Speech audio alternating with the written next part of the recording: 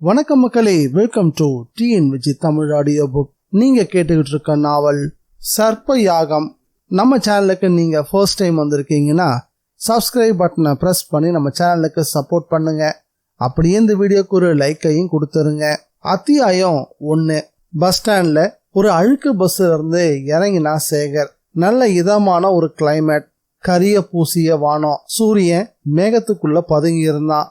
பக்கத்து மலைநாடான கேரளத்தோட ஈரக்காற்று வீசக்கூடிய வித்தியாசமான சூழ்நிலையா இருந்தாலும் நம்ம நாட்டில் இருக்கக்கூடிய எல்லா பஸ் ஸ்டாண்டையும் போலதான் இருந்துச்சு நாகர்கோயிலோடைய பஸ் ஸ்டாண்டும். அந்த பஸ் ஸ்டாண்டு பஸ்ஸுகளை நிறுத்துறதுக்கு இடமே இல்லாதபடிக்கு எல்லா இடத்துலையும் பெரும்பாலும் குண்டும் குழியுமா தான் இருந்துச்சு. ஆரஞ்சு பழத்தை விற்கிறதுக்கு அலமோதிக்கிட்டு இருந்தாங்க வியாபார கூட்டங்கள். இடையில பிச்சைக்காரனோட குறுக்கீடு வேற. இது எல்லாத்தையும் தாண்டி நடக்க ஆரம்பிச்சான் சேகர். ஆட்டோக்காரங்கெல்லாம் சவாரி பிடிக்கிறதுல ரொம்ப மும்முரமா இருந்தாங்க. இவன் கிட்ட போனதும், சார் எங்க போகணும், வாங்க சார் போலாம் அப்படின்னு துரத்தவே ஆரம்பிச்சாங்க. முதல்ல ஒரு நல்ல ஹோட்டலுக்கு போகணும் அப்படின்னு சொல்லவும் ஒரு ஆட்டோக்காரன், சார் வாங்க சார் வசந்த பவன் போயிடலாம், சூப்பரான ஹோட்டல் அப்படின்னு கன்னியாகுமரி தமிழ்ல பேசவும் அந்த ஆட்டோல ஏறவும் செஞ்சான். வசந்த பவன் அந்த ஹோட்டல் சுமாரா தான் இருந்துச்சு. ரிசப்ஷன்ல ஒரு கேரள பெண்குட்டி. சேகர் அவளை கண்ணால் அளவெடுக்கிறது கூட தெரியாம சேகர் கிட்ட இருந்து தகவல்களை சேகரிக்க ரொம்ப தீவிரமா இருந்தா. உங்க பேரு சேகர், இனிஷியல் KV சேகர், எங்கிருந்து வரீங்க? சென்னையிலிருந்து. அட்ரஸ் என்ன? குறுக்கு பசார், மந்தவெளி, சென்னை 28. சார் அட்வான்ஸ் கொஞ்சம் கொடுங்க சார் அப்படின்னு அந்த பெண்குட்டி கேட்கவும் உடனே தன்னுடைய ஹோல்டன் பேக்ல இருந்து ஒரு 100 ரூபாய் கட்டை அனாவசியமா எடுத்து அதுல இருந்து 1000 ரூபாவை பிச்சு கொடுத்தான்.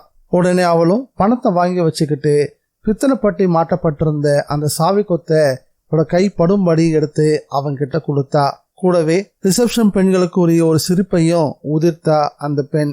சேகர் அறைக்குள்ள நுழைஞ்சதும் முதல் காரியமா படுக்கையில விழுந்தான். சில நிமிடங்கள் தன்னை ஆசுவாசப்படுத்திக்கிட்டான். பிறகு தன்னுடைய ஹோல்டன் பேக்கை எடுத்து உள்ள இருந்து ஒரு டைரியை வெளியே எடுத்தான். அதை திறக்கவும் செஞ்சான். உள்ள ஒரு குறிப்பிட்ட பக்கத்துல ஒரு புகைப்படம் இருந்துச்சு. புகைப்படத்துல சந்தியா. அவளை பார்த்ததும் அவளுடைய கண்கள் கலங்க ஆரம்பிச்சது. அலங்காரம் செய்யப்பட்ட பதுமை போல உட்கார்ந்துட்டு இருந்தா சந்தியா. பட்டும் தங்கமும் மேனி முழுக்க வேயப்பட்டிருந்தது. கிட்டத்தட்ட 100 பவுண்ட் தேரும். ஒட்டியானுமே தங்கத்துல இருக்குதுன்னா பாத்துக்கோங்களேன். உண்மையை சொல்ல போனா இப்பெல்லாம் யாருமே ஒட்டியானத்தை தங்கத்துல போடுறதே இல்லை. இருந்தாலும் நாகர்கோயில் நல்லமணி பிள்ளை குடும்பம் அப்படின்னா ஒரு பழம்பெருமை உண்டு. பிள்ளையோட தாத்தா காந்தி நேரு கூட பழகிய ஒரு தேசியவாதி. தாத்தாவோட தாத்தா திருவிதாங்கூர் சமஸ்தானத்துல கணக்காயர். மன்னர் சுவாதி திருநாளோட இணங்கி பழகினவரு. நாகர்கோயிலுக்கு எந்த ஒரு பெரிய மனுஷன் வந்தாலும் சரி, பிள்ளை வீட்டுல தான் விருந்து. விருந்துன்னா வெறும்னே இலை போட்டு கூட்டுக்கறி சாதம்லாம் கிடையாது. அவ்வளவு ஏன், விருந்துன்றது வாய்க்கு மட்டும் இல்ல, கண்ணுக்கும் காதுக்கும் சேர்த்து தான் விருந்துன்னா பாத்துக்கோங்களேன். அதுலயும் எங்காவது ஒரு மனுஷனுக்கு 2 இலை போட்டு விருந்து படைச்சு பார்த்திருக்கீங்களா? நல்லமணி பிள்ளை வீட்டுல நீங்க அதை பார்க்கலாம். பிள்ளை சைவமா இருந்தாலும் ஒரு இலை முழுக்கவும் வஞ்சரம், கெண்டை, அயரை, நண்டு, கோழி அப்படின்னு நெய்ல பொரிக்கப்பட்ட அசைவ உணவுகள். இன்னொரு இலையில 16 வகையான காய்கறிகளோட பாசுமதி அரிசி சாதமும் பருப்பு நெய்யும் பாராபட்சம் இல்லாம விருந்து நடக்கும். சாப்பிட்றவரு திணறி போவாரு. நாகர்கோவில இருந்து கன்னியாகுமரி போகக்கூடிய பாதையில 10,000 தென்னைகள் கொண்ட தோப்புல இருந்து ஆரம்பிச்சு குமரி கடல்ல 50 மீன்பிடி ஸ்டீமர் வரைக்கும் பிள்ளைக்கு தான் சொந்தம். இதெல்லாம் போதாதுன்னு திருவனந்தபுரம் கன்னிமாடத்துல பஸ்ஸுகள் ஓடிக்கிட்டு இருக்கு. ஊருக்கு நடுவுல பெரிய 3 ஸ்டார் ஹோட்டல். அள்ள முடியாத செல்வம் அவர்கிட்ட கொட்டி கிடக்குது. அவருடைய பொண்ணான சந்தியாவுக்கு தான் இன்னைக்கு நிச்சயதார்த்தம். அதுக்கு தான் இப்படி ஒரு அலங்காரம். எல்லாமே தடபுடலா இருந்தாலும் சந்தியா மட்டும் இறுக்கமா உறைஞ்சு போய் உட்கார்ந்துட்டு இருந்தா. கண் விழிகள்ல துக்கம் புரண்டு பாடா படுத்துக்கிட்டு இருந்தது. இங்க பாருடி, மாப்பிள்ளை வீட்டாளர்கள்லாம் வந்துட்டாங்க, கலகலப்பா மூஞ்சிய வச்சுக்கிட்டு. இப்படி இருந்தா ஏதாவது வித்தியாசம்னு நினைப்பாக. சந்தியாவோட அத்தை காதை கடிச்சா, முடியல அத்தை, முடியணும் அத்தை அழுத்தம் திருத்தமா சொல்லிட்டு அங்கிருந்து திரும்பி போனா. அந்த வீடை கொல்ல முடியாத அளவுக்கு உறவுக்கார கூட்டம். பனாரஸ் பட்டு, காஞ்சி பட்டுன்னு பட்டுகள்லாம் உரசி சத்தம் போட்டுக்கிட்டு இருந்தது.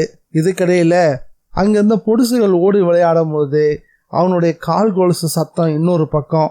இதுக்கிடையில சந்தியா இருந்த அந்த அறைக்குள்ள இருந்த தொலைபேசி சினுங்க ஆரம்பிச்சது. ரொம்ப நேரம் அதையே வெறிச்சு பார்த்துக்கிட்டு இருந்தா. அரமனசோட போய் அந்த ரிசீவரையும் எடுத்தா. ஹலோ சந்தியா. எஸ், நான் சேகர் பேசுறேன். சேகர் நீங்களா? அவகிட்ட மின்னலாய் ஒரு மாற்றம், உற்சாகம் கொப்பளிக்க ஆரம்பிச்சுது. சேகர், ஒரு வழியா வந்துட்டீங்களா? எங்கிருந்து பேசிட்டு இருக்கீங்க? எப்போ வந்தீங்க? நல்லா இருக்கீங்களா? அடுக்கடுக்கா கேள்விகளை கேட்க ஆரம்பிச்சா. அவளுடைய குரல்ல தான் புது வெள்ளம் பாஞ்ச மாதிரி அப்படி ஒரு துடிப்பு. வராம இருப்பேனா? உனக்காக சந்திரனையே பிடிச்சி உருட்டி விளையாடுவான இந்த சேகர். ரொம்ப சந்தோஷம் சேகர், சீக்கிரமா வாங்க. இங்க நிச்சயதார்த்த ஏற்பாடெல்லாம் தடபுடலாம் நடந்துகிட்டு இருக்கு. இன்னும் அரை மணி நேரம் தான் இருக்கு. பையன் வீட்டுல இருந்து எல்லாரும் வந்துட்டாங்க. யாரும் வந்தா என்ன சந்தியா, நீ எனக்கு தான், நான் உனக்கு தான். டயலாக்லாம் அப்புறம், முதல்ல சீக்கிரம் வாங்க. வரேன், வந்துகிட்டே இருக்கேன். நான் மட்டும் இல்ல, கூட போலீஸும் வரும். சேகர் சொல்லவும் சந்தோஷத்துல திக்குமுக்காடி போனா. நிம்மதியா ஒரு பெருமூச்சும் விட்டா. அப்பாடா. அப்படியே கட்டில் மேல மல்லாக்க விழுந்தா. அப்பதான் அதை கவனிச்சா. தலைக்கு நேர் மேல தொங்கிக்கிட்டு இருந்த சீலிங் ஃபேனோட ஒரு பிளேட தன்னை நீண்ட உடலால வளைச்சு கட்டிக்கிட்டு படம் விரிச்சபடி அவளையே பார்த்துக்கிட்டு இருந்தது ஒரு கோடாரி நாகம். அத்தியாயம் 2. செருமிபடி நின்ன ஆட்டோல இருந்து இறங்கினா சேகர். கூடவே விரைப்பா சஃபாரி சூட்ல ஒரு நபர்.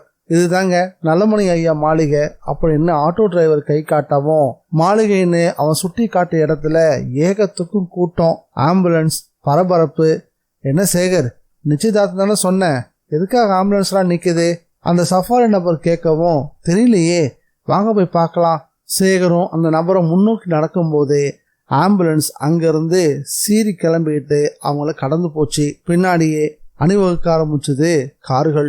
என்னங்க, என்ன ஆச்சு? அங்கிருந்து ஒரு நபர்கிட்ட சேகர் கேட்கவும், முதலாளி மாவுல பாம்பு கடிச்சிருச்சு. என்னது, பாம்பா?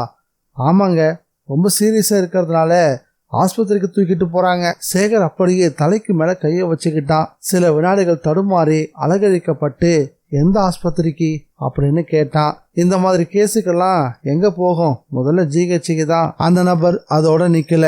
முதலாளி கிட்ட அப்பவே சொன்னேன், அந்த பாம்பு அடிக்காதீங்கன்னு. கேட்கல. இப்ப என்னடானா வஞ்சம் வச்சு துரத்தி அடிக்குது பாருங்க. சுத்தி நிக்கிறவங்கெல்லாம் முணுமுணுக்க ஆரம்பிச்சாங்க. அப்படி இப்படியும் சில தகவல்களா சேகர் காதுல வந்து விழுந்துச்சு. அதெல்லாம் கேட்டுக்கிட்டு இருக்க எனக்கு எங்க நேரம். சந்தியா, உனக்கு என்ன ஆச்சு?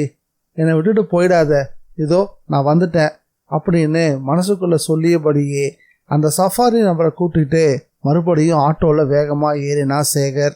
ஆம்புலன்ஸ் பின்னாடி அணிவகுத்து போய்கிட்டு இருந்த கார்களுக்கு பின்னாடி ஆட்டோவும் எண்ணிக்கையில சேர்ந்துக்க ஆரம்பிச்சது.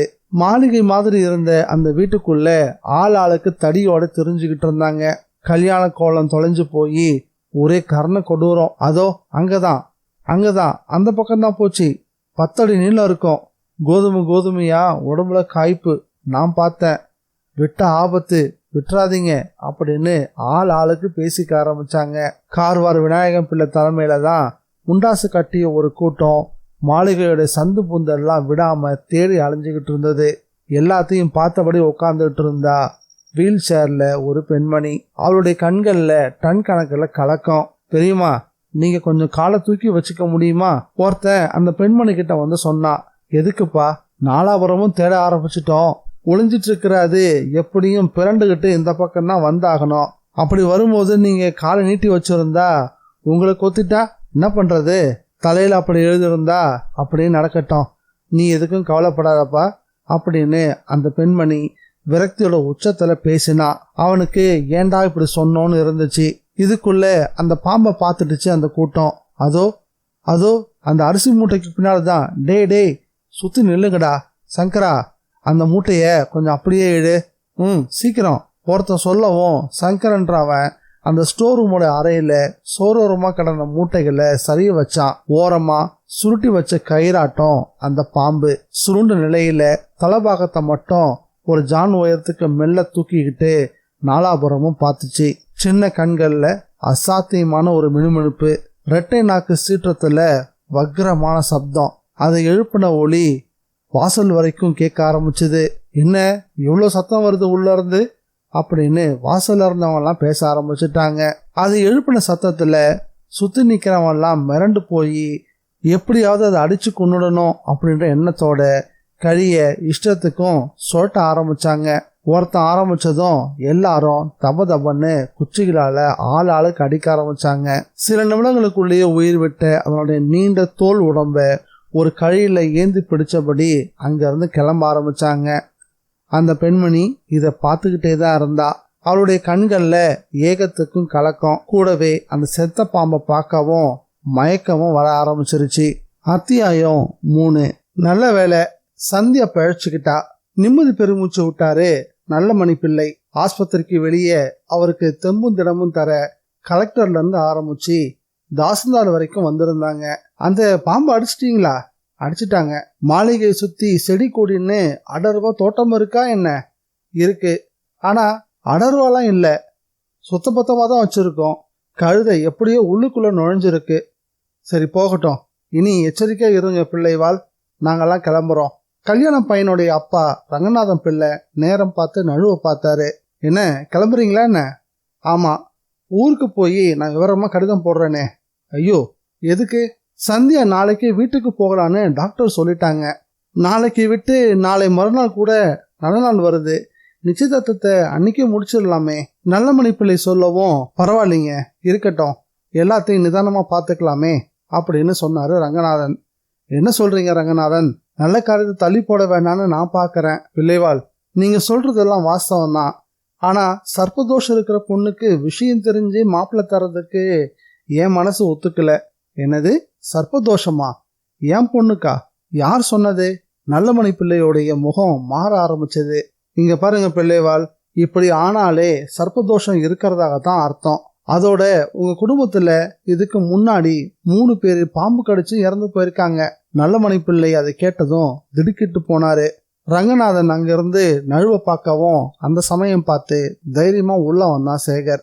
நல்லமணி பிள்ளைய தாண்டி போய் ஐசியூல இருந்த சந்தியாவை பார்க்கறதுக்கு ஒரு முனைப்பை ஏற்படுத்தினான். கூடவே அந்த சஃபாரி சூட் மனிதரும் இருந்தாரு. அவங்க 2 பேரும் பார்த்ததும், ஆமா யார் நீங்க?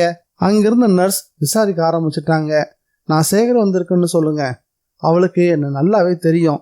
என்னதான் முதல்ல உள்ள வர சொல்லுவா. நீங்க யாரா இருந்தாலும் சரி. அவங்க இப்போ மயக்கத்துல இருக்காங்க. இன்னும் 1 மணி நேரம் ஆகும். அது வரைக்கும் காத்துருங்க. நர்ஸோட அந்த பதிலை கேட்டதும் சேகர் கவலைப்பட ஆரம்பிச்சான். அந்த சமயம் பார்த்து நல்லமணி பிள்ளை அவன் கிட்ட வந்தாரு. அவரு தான் கிட்ட வரத அவன் கவனிச்சதும் கொஞ்சம் உடம்ப விரைப்பாக்கிக்கிட்டான். கிட்ட வந்தவரு, நீதான் சேகரா? ஆமா. சந்தியாவோட காலேஜில்? ஆமா, நாங்க ஒன்னா படிச்சோம். சரி, அப்புறமா வந்து என்ன பாரு. அப்புறமானா ஒரு கேள்விக்குறியோட பார்த்தான் சேகர். அவரு அவனை ஒரு தினுசா பார்த்துட்டு சாயந்தரமா அப்படின்னு சொன்னாரு. சேகர் முகத்துல ஒரு சின்ன மலர்ச்சி. உடனே அவருடைய பார்வை அந்த சஃபாரி மனிதர் பக்கம் திரும்பிச்சு. நீங்க கிரைம் பிரான்ச் இன்ஸ்பெக்டர் ராஜதுரை தானே? நல்லமணி பிள்ளை கேட்கவும் அவர் ஆச்சரியப்பட்டு போய், ஆமா சார், அது எப்படி உங்களுக்கு தெரியும் அப்படின்னு கேட்கவும், உங்க டிபார்ட்மெண்ட்டே எனக்கு அத்துப்படி மிஸ்டர் ராஜதுரை. ஆமா, இதென்ன இவனோட வந்திருக்கீங்க? நிச்சயதார்த்தத்தை நிறுத்துறதுக்காகவா? நல்லமணி பிள்ளை துல்லியமா விஷயத்த கேட்கவும் ராஜதுரை ஒரு நிமிஷம் தடுமாறி போனாரு. அந்த தடுமாற்றத்தை கவனிச்சதும், எனக்கு எல்லாம் தெரியுங்க. நீங்க என் கண்ணில் படுறது முன்னாடி வரைக்கும் அந்த பாம்பு மேல நான் கடுமையான கோபத்துல இருந்தேன். ஆனா இப்போ சந்தோஷப்படுறேன். நல்ல வேலை, நிச்சயதார்த்தம் அந்த பாம்பால நின்று போச்சு. உங்களால மட்டும் நின்று போயிருந்தா இந்த ஊர்ல என் மானமே காத்துல போயிருக்கும். இங்க பாருங்க பிள்ளை, இவர் ஒன்றும் சாதாரணமான மனுஷன்லாம் கிடையாது. இவங்க அப்பா மிலிட்ரியில பெரிய அதிகாரி, இவரும் இன்ஜினியர். சொத்து பத்துக்கெல்லாம் உங்க அளவுக்கு இல்லைனாலும் ஓரளவு இருக்கிறவர் தான். உங்க பொண்ணை மனப்பூர்வமா விரும்புறாரு. உங்க பொண்ணு விரும்புது. பேசாம கல்யாணம் பண்ணி கொடுத்துருங்களேன். சினிமால காட்டப்படுற அப்பாக்கள் மாதிரியே ஏன் வரட்டு கௌரவம் பாக்குறீங்க? ராஜதுரையோட அந்த பேச்சு நல்லமணி பிள்ளையோடைய நடத்த மீசைய துடிக்க வச்சிருச்சு. இருந்தாலும் இடம் பொருள் ஏவல் கருதி அடக்கி வாசிச்சாரு. அதுக்கு தான் நான் சாயந்தரம் வர சொன்னேன் அப்படின்னு அழுத்தமா சொன்னாரு. ராஜதுரை மகிழ்ச்சியோட சேகரை பார்க்கவும் அவன் அப்போ நிஜமாவே சிரிக்க முயற்சி பண்ணான். அத்தியாயம் 4. அந்த வீடு களை எழுந்து போச்சு. கலகலப்பான வேலைக்காரங்க கூட துக்கம் அனுசரிக்கிற மாதிரி தெரிய ஆரம்பிச்சிட்டாங்க. வீல் சேர்ல அந்த பெண்மணி, அவங்க பேரு அழகம்மை நாச்சி. உள்ள நுழைஞ்சாரு நல்லமணி பிள்ளை. நில்லுவ. நாச்சி நிறுத்தினா. என்ன பேத்தி எங்க சௌக்கியமாயிட்டா, இனி பயப்பட வேண்டியதில்லை, நாளைக்கே வீட்டுக்கு போலான்னு சொல்லிட்டாங்க. நல்லமணி பிள்ளை சொல்லவும், நாகம்மா எல்லாம் உன்னோட கருணை தான் அப்படின்னு நாச்சி அம்மா கண்களை மூடி பிரார்த்தனை செய்ய ஆரம்பிச்சிட்டா. நல்லமணி பிள்ளை முறைக்க ஆரம்பிச்சிட்டாரு. முறைக்காத, நான் சொல்றத இனியாச்சும் கேளு. என்னத்த, ஏதாவது பூசை கீசை பண்ணணுமா என்ன? ஆமா, சர்ப்ப பலி பூசை ஒன்று பண்ணி ஆகணும். எனக்கு நம்பிக்கை இல்லைன்னு தெரியும்ல. நல்லமணி பிள்ளை சீர ஆரம்பிச்சிட்டாரு. இங்க பாரு, ஒருத்தருக்கு 3 பேர் செத்து போயிட்டாங்க. இப்போ வீடு பூந்து உன் மகளையும் ஒரு பாம்பு கடிக்க பார்த்துருக்கு. இன்னுமா உனக்கு நம்பிக்கை வரல? வீட்டை சுத்தி தோட்டம் இருந்தா பாம்பு வரும், தேள் வரும், இதெல்லாம் சகஜம்தான். அதுக்காக உடனே பயந்துகிட்டு பூசை பூங்கன்னு போயிட்டு வந்தா எல்லாம் சரியாயிடுமா என்ன? சரி, உன் பேச்சை கேட்டு நான் பூசை போடுறேன்னு வையி. பாம்பும் தேலும் அதுக்கப்புறம் வரவே வராதா? வராது, நிச்சயம் வராது. இந்த பக்கத்துல நம்முடைய மாளிகை மட்டும்தானா இருக்கு? எத்தனையோ வீடுங்க இருக்கு. அதுல எத்தனை வீட்டுக்குள்ள பாம்புகள் வந்திருக்கு கேட்டு பார்த்திருக்கியா? அதுக்கு என்ன இப்போ? தோஷமுள்ள வீடு இதுதான். தோஷத்தை உருவாக்கினவன் நீதான். அதனால இங்க தான் பாம்புகள் வரும். அதனால ஒழுங்கா பலிப்பூசையை போட்டு சாந்தி பரிகாரம் பண்ணிட்டா நல்லது. நல்லமணி, சந்தியா உனக்கு ஒரே பொண்ணு, அவ சந்தோஷமா வாழணும். இப்படியே போச்சுன்னா அவளை கட்டிக்க ஒரு பையன் இனி வரமாட்டான். யார் சொன்னது? வந்த மாப்பிள்ள ஓடிட்டான். அதே நேரம் இன்னொரு மாப்பிள்ள தானா வீடை தேடியும் வந்துட்டான், தெரிஞ்சுக்க அப்படின்னு கோபமா சொன்னார் நல்லமணி பிள்ளை. யார சொல்ற நீ? சந்தியா சென்னையில படிச்சுட்டு இருக்கும் போது ஒரு பையனை விரும்பினதா சொன்னாலே, ஞாபகம் இருக்கா? நல்லமணி பிள்ளை வேகமா கேட்கவும், நீ தான் அவனை நினைச்சே பார்க்க கூடாதுன்னு உன் பொண்ணுகிட்ட இருந்து சத்தியம் வாங்கிட்டியே, வெடுக்குன்னு கேட்டா அழகம்மைனாச்சு. அதெல்லாம் அப்போ, ஆனா இப்போ என் மனசை மாத்திக்கிட்டேன். பையனும் பார்க்க நல்லா ராசா மாதிரி தான் இருக்கான். அவனை நீ பாத்தியா? எங்க பார்த்த? அதுவா இப்ப கேள்வி? கொஞ்ச நேரத்துல நீயும் பார்க்க தான் போற. நல்லமணி பிள்ளை சொல்லும் போதே வாசல் புறமா ஆட்டோ வந்து நின்னுச்சு. அதுல இருந்து இறங்கி உள்ள நுழைஞ்சான் சேகர். வேலைக்கார பட்டாளம் ஒரு தினுசா பார்க்க ஆரம்பிச்சது. விநாயகம் பிள்ளை கள்ள மேஜை பக்கத்துல இருந்து எழுந்து, அப்பு யாரு அப்படின்னு சந்தேகத்தோட கேட்கவும், நான் சேகர், நல்லமணி சாரை பார்க்க வந்திருக்கேன். விநாயகம், உள்ள வரட்டும், விடுவ, நம்ம புள்ளதான். தலையை நீவிக்கிட்டே பதிலோட முன் வந்தாரு பிள்ளை. உள்ள வந்தவன், வணக்கம் அப்படின்னு வணக்கம் சொல்லவும், உள்றவா. அப்ப ஒரு தினுசா பார்த்துக்கிட்டே உள்பக்கமா திரும்பி பெரிய தேக்கு நிலைவாசல் கொண்ட தெற்கு வெராண்டா வெளியை நோக்கி நடக்க ஆரம்பிச்சாரு பிள்ளை. சேகரும் பின் தொடர்ந்து நடக்க ஆரம்பிச்சான். வராண்டாவில கேரள மலபார் தேக்கு நாற்காலிகள் வார்னிஷ் வாசனையோட வரிசையா போடப்பட்டிருந்தது. அதுல ஒண்ணுல போய் பிள்ளை உட்காரவும் மற்றதுல சேகர் உட்கார்ந்தான். உட்கார்ந்ததுமே, நான் இப்படி கூப்பிட்டு வச்சு உங்ககிட்ட முறையா பேசுவேன்னு நீங்க எதிர்பார்க்கவே இல்லை இல்லையா அப்படின்னு கேட்கவும் சேகருக்குள்ள லேசான ஒரு உதறல். ஏன்னா அவர்கிட்ட ஒரு புதிய மரியாதை வெளிப்பட ஆரம்பிச்சது. உங்களை பத்தி நான் சரியா தெரிஞ்சுக்கல. என் மக யாரோ ஒரு அன்னக்காவடியை தான் காதலிக்கிறதா நான் நினைச்சுக்கிட்டு இருந்தேன். அதனாலதான் மார்த்தாண்டம் ஜமீன்தார் ரங்கநாதத்தை வர சொல்லி பரிசம் போடவும் போனேன். நல்ல வேலையா அந்த பாம்பு வந்து எல்லாத்தையும் தடுத்துருச்சு. இப்பவும் ஒன்னும் கெட்டு போகல. என் மகளை நான் உங்களுக்கே தரேன். ஆனா எனக்கு ஒரு நிபந்தனை இருக்கு. இதை கேட்டதும் சேகர் நிமிர்ந்து உட்கார்ந்தான். கல்யாணத்துக்கு பிறகு 2 பேரும் இந்தியாவிலேயே இருக்கக்கூடாது, சம்மதமா? அதிர்ச்சியை கொடுத்தாரு நல்லமணி பிள்ளை. உங்க நிபந்தனை புதுமையா இருக்கே. இந்த நிபந்தனை பத்தி நீங்க என்ன வேணா நினைச்சுக்கோங்க, அதை பத்தி எனக்கு கவலை இல்லை. என் மாப்பிள்ள அமெரிக்கால பெரிய இன்ஜினியர். மகளை கல்யாணம் பண்ணிக்கிட்டு கூடவே கூட்டிட்டு போயிட்டாரு. நான் அப்படிதான் சொல்ல விரும்புறேன். ஏன்னா நல்லமணி குடும்பத்துக்குன்னு ஒரு அந்தஸ்து இருக்குது. நல்லமணி பிள்ளை கர்வத்தோட பேசி முடிச்சாரு. எனக்கு இதுல எந்த ஆட்சேபனையும் இல்லை. ஆனா அமெரிக்காவுக்கோ இல்ல லண்டனுக்கோ போய் வாழ்க்கையை அமைச்சிக்கிறதுன்றது உடனே நடக்கக்கூடிய காரியமா என்ன? அதெல்லாம் நான் நடத்தி காட்டுறேன். என் பணம் அதை நடத்தி காட்டும், சரியா? நல்லமணி பிள்ளை தீர்க்கமா சொல்லவும் சேகர் கொஞ்சம் தடுமாறி தான் போனான். பிறகு சுதாரிச்சுக்கிட்டு முடிவா தலையவும் ஆட்டினான். அந்த சமயம் சேகர் உட்கார்ந்துட்டு இருந்த இடத்துக்கு பக்கத்துல இருந்து ஒரு சாளர கதவு பக்கத்துல இருந்து புஷ்ன்னு சத்தமும் கேட்டுச்சு. திரும்பி பார்த்த 2 பேரோட கண்கள்லயும் தீப்பிடிச்ச மாதிரி ஒரு பதபதப்பு. சாளர கதவு மேல கம்பீரமா படம் எடுத்தபடி இருந்துச்சு ஒரு கருநாகம். சேகர் அதை பார்த்துட்டு மை காட் அப்படின்னு பதற ஆரம்பிச்சான். பிள்ளைவாளும் பூனை மாதிரி அப்படியே பின்னோக்கி நடக்க ஆரம்பிச்சாரு. கூடவே சேகரையும் பற்றி இழுத்தாரு. சேகருடைய கண்கள் சுதாரி போட பக்கத்துல ஏதாவது பொருட்கள் கிடைக்குதா அப்படின்னு தொழாவ ஆரம்பிச்சது. நாகம் சளைக்காதபடிக்கு விரை போட 2 பேரையும் கூர்ந்து பார்த்தது. எப்படி வந்துச்சு? எப்படி கதவுக்கு மேலே ஏறிச்சு? பெரிய புதிரால இருக்கு. நல்லமணி பிள்ளை சேகரை இழுத்துக்கிட்டு பின்னோக்கி தேவையான தூரத்துக்கு வந்ததும் அங்கிருந்து விநாயகம் ஓடிவாயா பாம்பு அப்படின்னு கத்த ஆரம்பிச்சாரு. அதே சமயம் ஒரு கூட்டமே சத்தத்தை கேட்டு ஓடி வர ஆரம்பிச்சது. எங்க முதலாளி எங்க? நெருங்கி வந்தவரு நல்லமணி பிள்ளை கை காட்டாவும் அந்த பக்கமா எல்லாருமே திரும்பி பார்த்தாங்க. என்ன ஆச்சரியம், இவ்வளோ நேரம் கம்பீரமா படம் எடுத்துக்கிட்டு வாலாட்டிபடி இருந்த அந்த கருநாகம் இப்போ அந்த இடத்துல இல்ல. மாயமா மறைஞ்சு போன மாதிரி காணாம போயிருந்தது. எங்க போயிருக்கோம்? அத்தியாயம் 5. ஈசி சேர்ல மல்லாந்து படுத்திருந்தாரு நல்லமணி பிள்ளை. அந்த சமயம் முதலாளி அப்படின்னு குரலோட நெருங்கி வந்தாரு காரியதர்சியான விநாயகம். என்னையா அப்படின்னு கேட்டாரு. ஆனா பதிலே சொல்லாம விநாயகம் அமைதியா இருந்தாரு. என்னையா வாயை திறந்துதான் சொல்ல. அது ஒன்றும் இல்லை முதலாளி, எல்லாரும் ரொம்பவே பயப்படுறாங்க. எதுக்கு? இப்படி கேட்டா எப்படிங்க? எந்த பாம்பு எங்க இருந்து வரும்னு யாருக்குமே தெரியலீங்களே. ஓஹோ, அதனால அப்படின்னு விநாயகம் இழுத்தபடி சொல்ல வந்த விஷயத்தை விழுங்கவும், சொல்லியா சொல்லி முடி.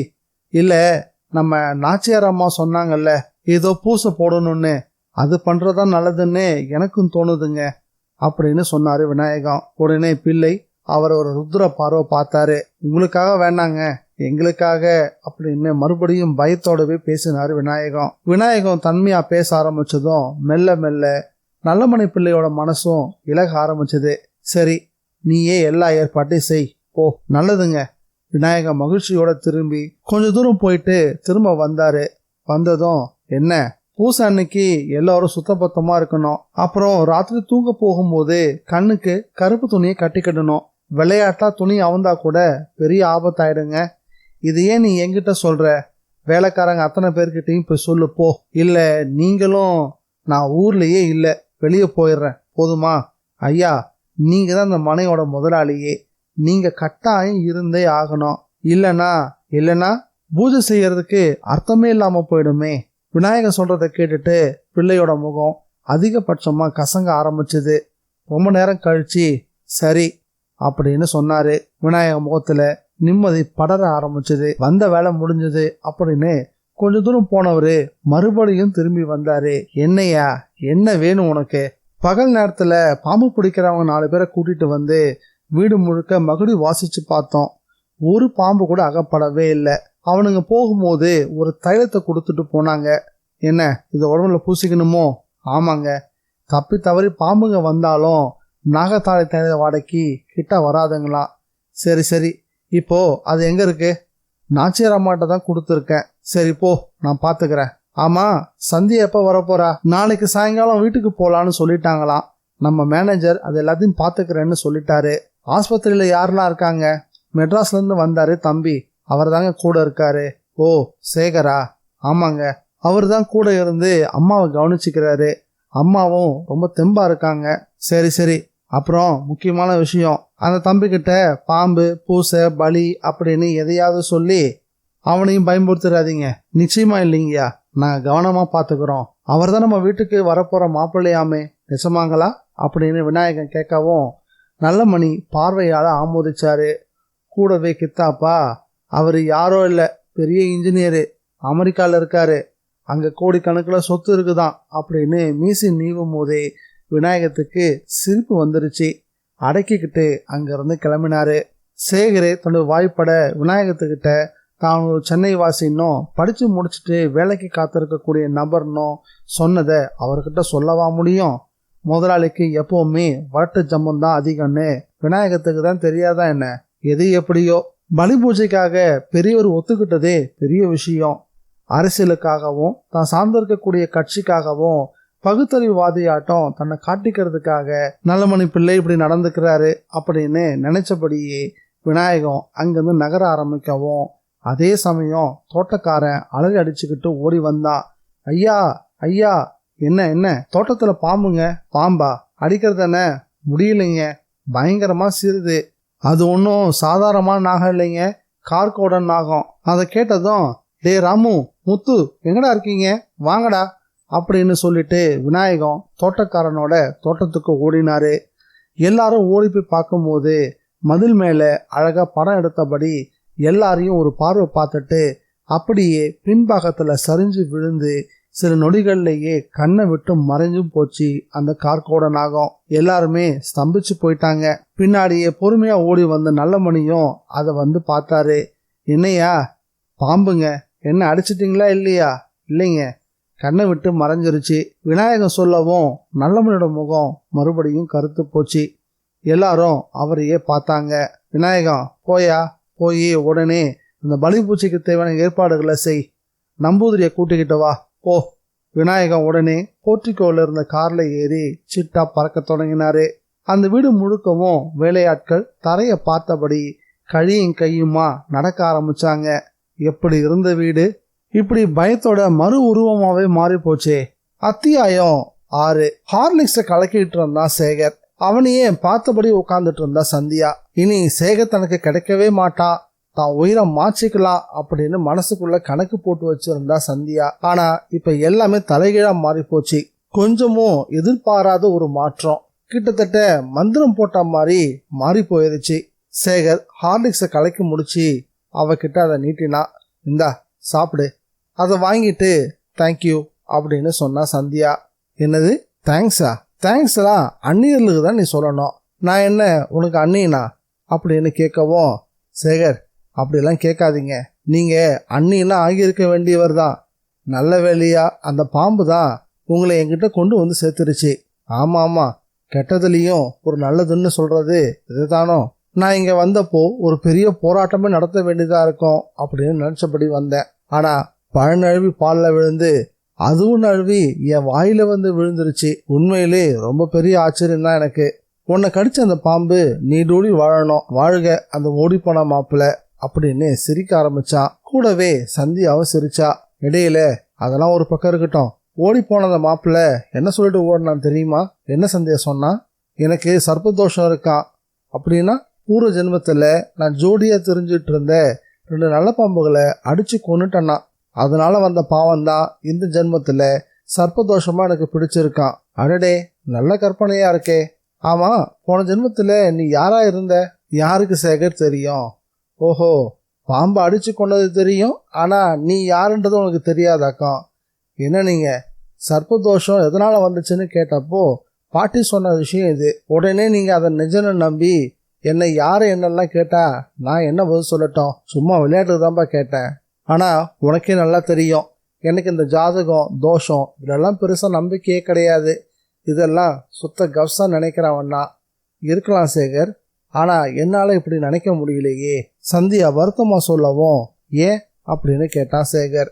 நடந்து முடிஞ்ச சம்பவங்கள், இப்போ நடந்துட்டு இருக்க சம்பவங்கள் தான் அதுக்கு எல்லாத்துக்குமே காரணம். என்ன அந்த நடந்துகிட்டு இருக்க சம்பவங்கள் தெரிஞ்சுக்கிற ஆர்வத்துல சேகர் கேட்கவும், இந்த ஊர்ல எவ்வளவோ வீடுகள் இருக்கு, லட்சக்கணக்கான மக்கள் வசிக்கிறாங்க. ஆனா என் குடும்பத்துல தான் சமீபத்துல வரிசையா 3 பேரு பாம்பு கடிச்சே இறந்து போனாங்க.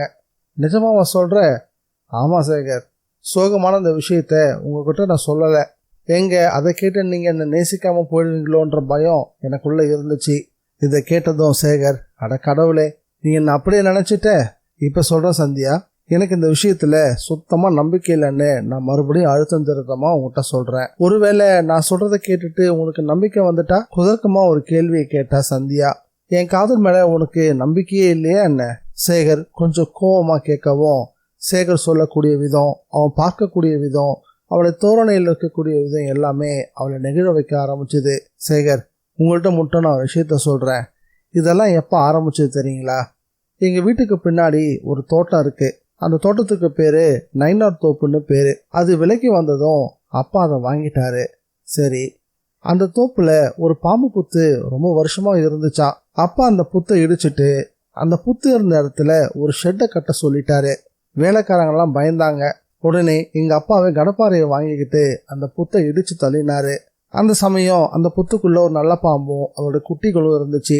எங்க அப்பா அந்த குட்டி பாம்புகளை அடிச்சு கொன்னுட்டாரு. ஆனா அந்த தாய் பாம்பு எப்படியே தப்பிச்சு போயிருச்சு. மறுநாளே அது என் அம்மாவும் என் தம்பியும் தங்கையும் படுத்திருந்த அறைக்கு வந்திருக்கு. தூங்கிட்டு இருந்த அவங்கள கடிச்சிருச்சு. விடிஞ்சு போய் பார்த்தப்போ 3 பேரும் இறந்து கிடந்தாங்க. உடம்பெல்லாம் நீளம் பாஞ்சு போய் கிடந்துச்சு. அவங்கள கடிச்ச அந்த பாம்பும் அங்கேயே செத்து கிடந்துச்சு. மூச்சு விடாம சந்தியா நடந்ததை சொல்லிட்டு கொஞ்சம் இடைவெளி கொடுத்தா. சேகர் சிந்தனையோட தாடையை தடவ ஆரம்பிச்சான். என்ன சேகர், நான் சொல்ற விஷயத்தெல்லாத்தையும் கேட்கும் போது அம்பளிமாவால வர கதை மாதிரியே இருக்குன்னு யோசிக்கிறீங்களோ? ஆனா நான் சொன்னது எல்லாமே உண்மை சேகர். சந்தியா வருத்தமா சொல்லவும், சேச்சே நீ சொன்னது பொய்ன்னு நான் சொல்லல, நான் வேற ஒன்று யோசிக்கிறேன் அப்படின்னு சொன்னான். என்ன யோசிக்கிறீங்க? பாம்பு புத்தை இடிச்சது உங்க அப்பா.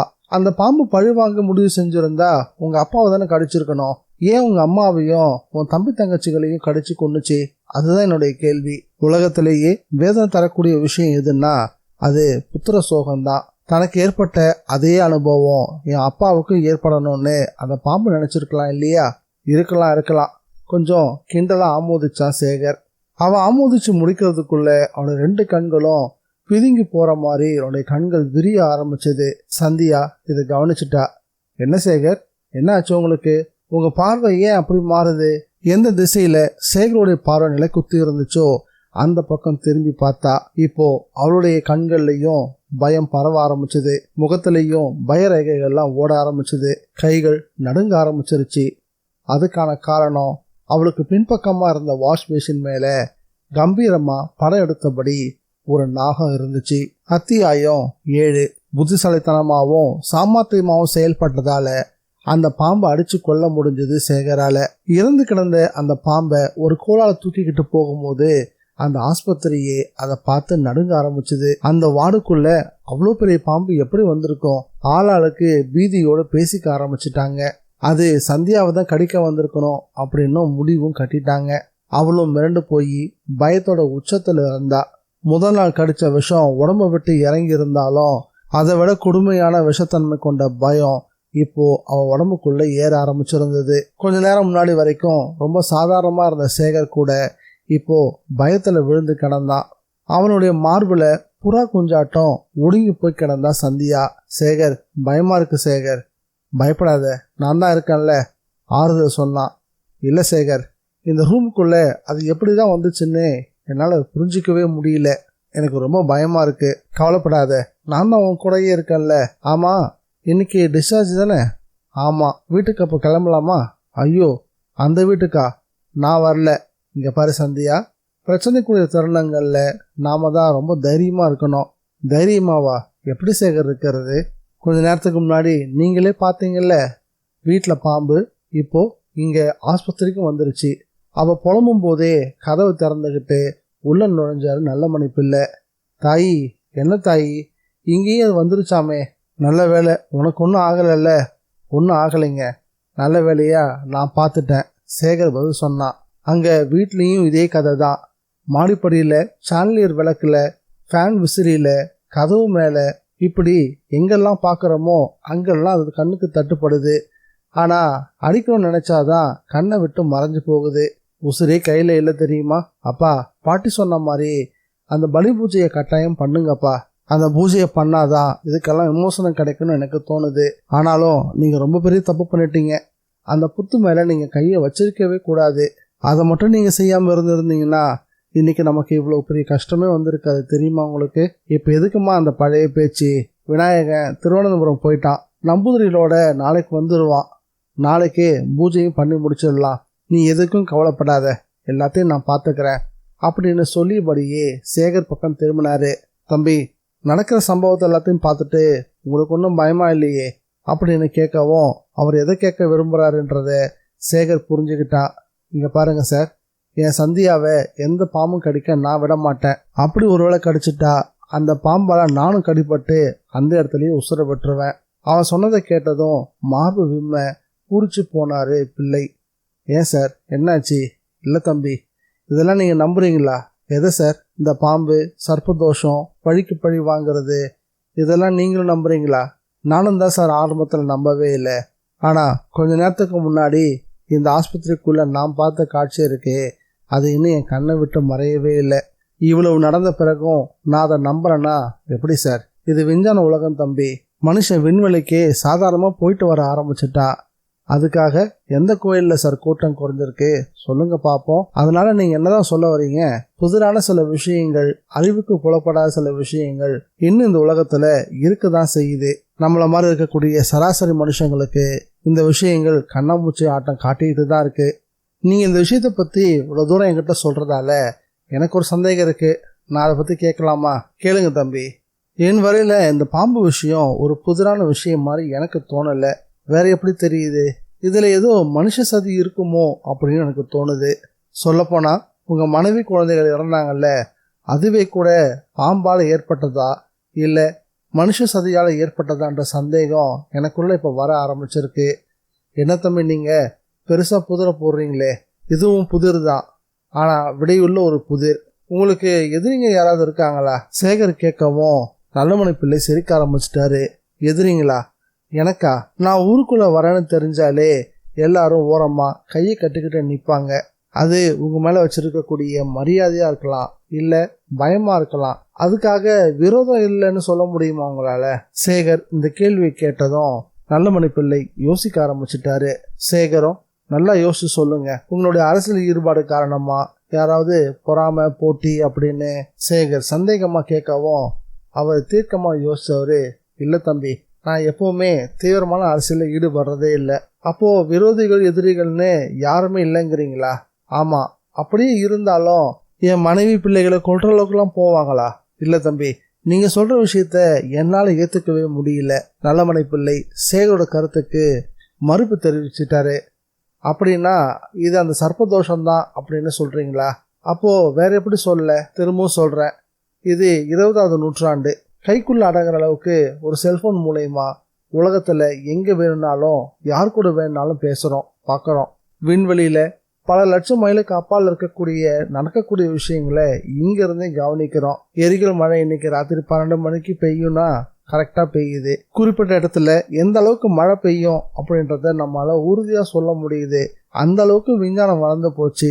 ஆனாலும் நீங்க சொல்ற விஷயம் எனக்கு ரொம்ப ஆச்சரியமா இருக்கு. சேகர் சொல்லவும், தம்பி நீங்க சொல்ற விஷயம்லாம் எனக்கும் தெரியும். ஆனா நடக்கிற சம்பவங்களை பார்க்கும்போது நம்பாம இருக்க முடியலையே தம்பி. ஏன் தம்பி, நீங்க சொல்றத பார்த்தா இந்த விஷயத்துல தோஷமோ இல்ல பாம்போட பழி உணர்ச்சியோ இல்லைன்னு சொல்றீங்க, அப்படிதானே? நிச்சயமா, தீர்க்கமா சொன்னா சேகர். சரி தம்பி, அப்படி உங்களுக்கு இந்த விஷயத்துல பாம்பு சம்பந்தப்படல, இதெல்லாம் திட்டமிட்ட சதி நீங்க நினைச்சீங்கன்னா அந்த மர்மத்தை நீங்களே கண்டுபிடிக்கலாமே. சார், நீங்க சொன்னாலும் சொல்லலனாலும் நான் அதை செய்ய தான் போறேன். அப்படியா? அப்போ நான் அதுக்கு என்ன செய்யணும்? நல்லமணி பிள்ளை கேட்டாரு. நீங்க எதுவுமே பண்ண வேணாம் சார். உங்க நடவடிக்கைகளை எதுவும் எனக்காக, என் கருத்துக்காக மாத்திக்காம நீங்க என்ன யோசிக்கிறீங்களோ அதை செஞ்சுக்கிட்டே இருங்க. மிச்சத்தை நான் பாத்துக்கிறேன். நல்லமணி பிள்ளை அறமனசோட அதுக்கு சம்மதமும் தெரிவிச்சாரு. அத்தியாயம் 8. பாம்பன் காட்டு நம்பூதிரி. பார்க்கறதுக்கு நல்லா உயர்ந்த தோற்றம். கட்டுக்குடும்பம் வச்சிருந்தாரு. உடம்பு முழுக்க சந்தனம் பூசி இருந்தாரு. கச்சத்தை உடுத்திக்கிட்டு கைவசம் ஒரு ஆனைமுடி வளையம் தரிச்சவரா நல்லமணி பிள்ளையோட மாளிகைக்குள்ள பிரவேசமும் செஞ்சாரு. கூடவே கோபாலன் நம்பூதிரி, பாலன் நம்பூதிரி, சுப்பிரமணிய நம்பூதிரின்னு 3 சிஷ்ய பிள்ளைகளும் இருந்தாங்க. திறந்த மார்பு, பருத்த பூனல், ஈர சிரச புருவத்துல திருஷ்டிய மைப்பூச்சி, கால் விரல்ல வன்னி மர மெட்டி துண்டுன்னு நம்பூதிரிகளுக்கே உரிய வேதமா இருக்க பிரம்மஞான லட்சணங்களோட தெரிஞ்சாங்க. அவங்கள பார்த்ததும் வாங்க வாங்க அப்படின்னு வரவேற்பும் கொடுத்து வந்து உட்காருங்க அப்படின்னு இருக்கையும் காட்டினாரு. அவருக்கு பக்கத்திலேயே விநாயகம், சேகர், அழகம்மை நாச்சி, சந்தியான்னு ஒட்டுமொத்த குடும்பமும் இருந்துச்சு. நம்பூதிரி ஆசனத்துல உட்காராம நடுமையத்தில் நின்று பிரம்மஸ்தானமாகிய கூரைய அண்ணாந்து பார்த்தாரு. அவருடைய கண்கள் இடுங்க ஆரம்பிச்சது. பிறகு அப்படியே வீட்டை சுழண்டு ஒரு பார்வையும் பார்த்துச்சு. வாங்க நம்பூதிரி, வந்து உட்காருங்க. டீ கொண்டு வர சொல்லட்டுமா? நல்லமணி பிள்ளை உபசரணையை தொடரவும், எனக்கு ஒரு சொட்டு தண்ணி கூட வேணாம், கரகரப்பான குரல்ல பதில் சொன்னாரு நம்பூதிரி. நடந்த விஷயத்த அவர்கிட்ட சொல்லுவோன்னு மலையாளம் கலந்த தமிழ்ல, உங்களை நாங்கள் இங்க வர வச்சதுக்கு முக்கியமான காரணம், இங்க இந்த வீட்டுக்குள்ள சர்ப்பங்கள் நாலா பக்கமும் வந்து போய்கிட்டு இருக்கு. என் மகளை கூட நேற்று ஒரு சர்ப்பம் தீண்டுருச்சு. தெரியும், எனக்கு எல்லாம் தெரியும், நீங்க பயப்படாதீங்க. பாம்பன் காட்டு நம்பூதிரி தைரியம் கொடுத்தாரு. அந்த சர்ப்பபலி பூஜையை நீங்க செஞ்சு என் குடும்பத்தை இந்த சிக்கல்ல இருந்து நீங்க காப்பாற்றணும். அழகமேனாச்சி இடையில நுழைஞ்சி வேண்டி கேட்க ஆரம்பிச்சா. நம்பூதிரி உடனே தன்னோட சிஷ்ய கூட்டத்தை பார்த்தாரு. அந்த பார்வைக்கான அர்த்தத்தை புரிஞ்சுக்கிட்ட அவங்க, வீட்டுல கிணத்தடி எங்க இருக்கு அப்படின்னு கேட்டபடியே 4 நம்பூதிரிகளும் கிணற்றடை நோக்கி போக ஆரம்பிச்சாங்க. கிணற்றுல இருந்து நீரை இறைச்சி அவங்க தலையில இருந்து கொட்டவும் ஆரம்பிச்சாங்க. பிறகு துவட்டிக்கிட்டு ஈர வெட்டிய பிழிஞ்சி அதே வெட்டிய உடுத்திக்கவும் செஞ்சாங்க. கொண்டு வந்திருந்த பனவோலை பெட்டி ஒண்ணுல சந்தன கட்டி இருந்துச்சு. அதை எடுத்து குழைச்சி நெற்றியில தீட்டிக்கவும் செஞ்சாங்க. கூடவே ஒரு மைக்குப்பி கட்டை விரல்ல மைய தேய்ச்சி எடுத்து புருவத்து மேலையும் பூசிக்கிட்டாங்க. அடுத்த செயலா 4 பேரும் 4 திக்க பார்த்து கைக்குப்பி நின்று கண்களை இடுங்கி பிரார்த்திக்கவும் ஆரம்பிச்சாங்க. இத பார்த்த சேகர், சந்தியா அவங்க என்ன செய்யறாங்க அப்படின்னு கேட்டான். இவங்க எல்லாம் நம்பூதிரிங்க, கேரளாவை சேர்ந்தவங்க, அதுலயும் விசேஷமான பாம்பன் காட்டு நம்பூதிரிங்க, ரொம்பவும் ஐதீகமானவங்க. இவங்களோட செயல் எல்லாமே ரொம்ப ஆச்சரியமா இருக்குமா. ஆனா இவங்களோட யாரும் போட்டி போடவோ இல்ல அவங்கள போலவோ செயல்படவே முடியாதுன்னு என் பாட்டி சொல்லி நான் கேள்விப்பட்டிருக்கேன். சந்தியா விளக்கம் கொடுத்துக்கிட்டு இருந்தா. அதே சமயம் பாம்பன் காட்டு நம்பூதிரி ஒரு அகல் விளக்கை ஏத்திக்கிட்டு கையில பிடிச்சுக்கிட்டு அந்த தோட்டத்தை சுற்றி வர ஆரம்பிச்சாரு. மிச்சம் இருந்த 3 பேரும் ஏதோ ஒரு மந்திரத்தை உச்சரிச்சபடியே அவரை பின்தொடர்ந்து போக ஆரம்பிச்சாங்க. அந்த சமயம் மெலிசா காற்று வீசிக்கிட்டு இருந்தது. தோட்டத்துல செடி கொடிகள் எல்லாமே தழைஞ்சி அசைஞ்சு ஆடிக்கிட்டு இருந்தது. ஆனா அகல் விளக்குல இருந்த தீபச்சுடர் மட்டும் துளியும் அசையாம எரிஞ்சபடியே இருந்துச்சு. இத பார்த்ததும் சேகர் ரொம்பவே ஆச்சரியப்பட்டு போனான். என்ன சந்தியா இது சாத்தியமா அப்படின்னு கேட்கவும், அதான் இந்த நம்பூதிரிங்களோட சாமர்த்தியம், பொறுங்க என்னதான் நடக்குதுன்னு பார்க்கலாம். தீபத்தை ஏந்திக்கிட்டு போன நம்பூதிரி தோட்டத்துடைய பாகம் முழுக்க சுற்றி வந்துட்டு வீட்டுக்குள்ள நுழைஞ்சாரு. அவர் பின்னாடியே எல்லாரும் தொடர்ந்து போக ஆரம்பிச்சாங்க. வீட்டுக்குள்ள நுழைஞ்ச அவரு வீட்டுடைய பிரம்மபாக கூரைக்கு கீழே போய் உட்கார்ந்தாரு. சந்தியாவோட பக்கம் பார்வை திரும்பிச்சு. நீ தானே அவருடைய பொண்ணு அப்படின்னு கேட்கவும், சந்தியா ஆமான்னு சொன்னா. போய் பஞ்சு போட்டு தீபம் விட்டு பூஜை விளக்க ஒன்று கொண்டு வா அப்படின்னு கட்டளையிட்டாரு.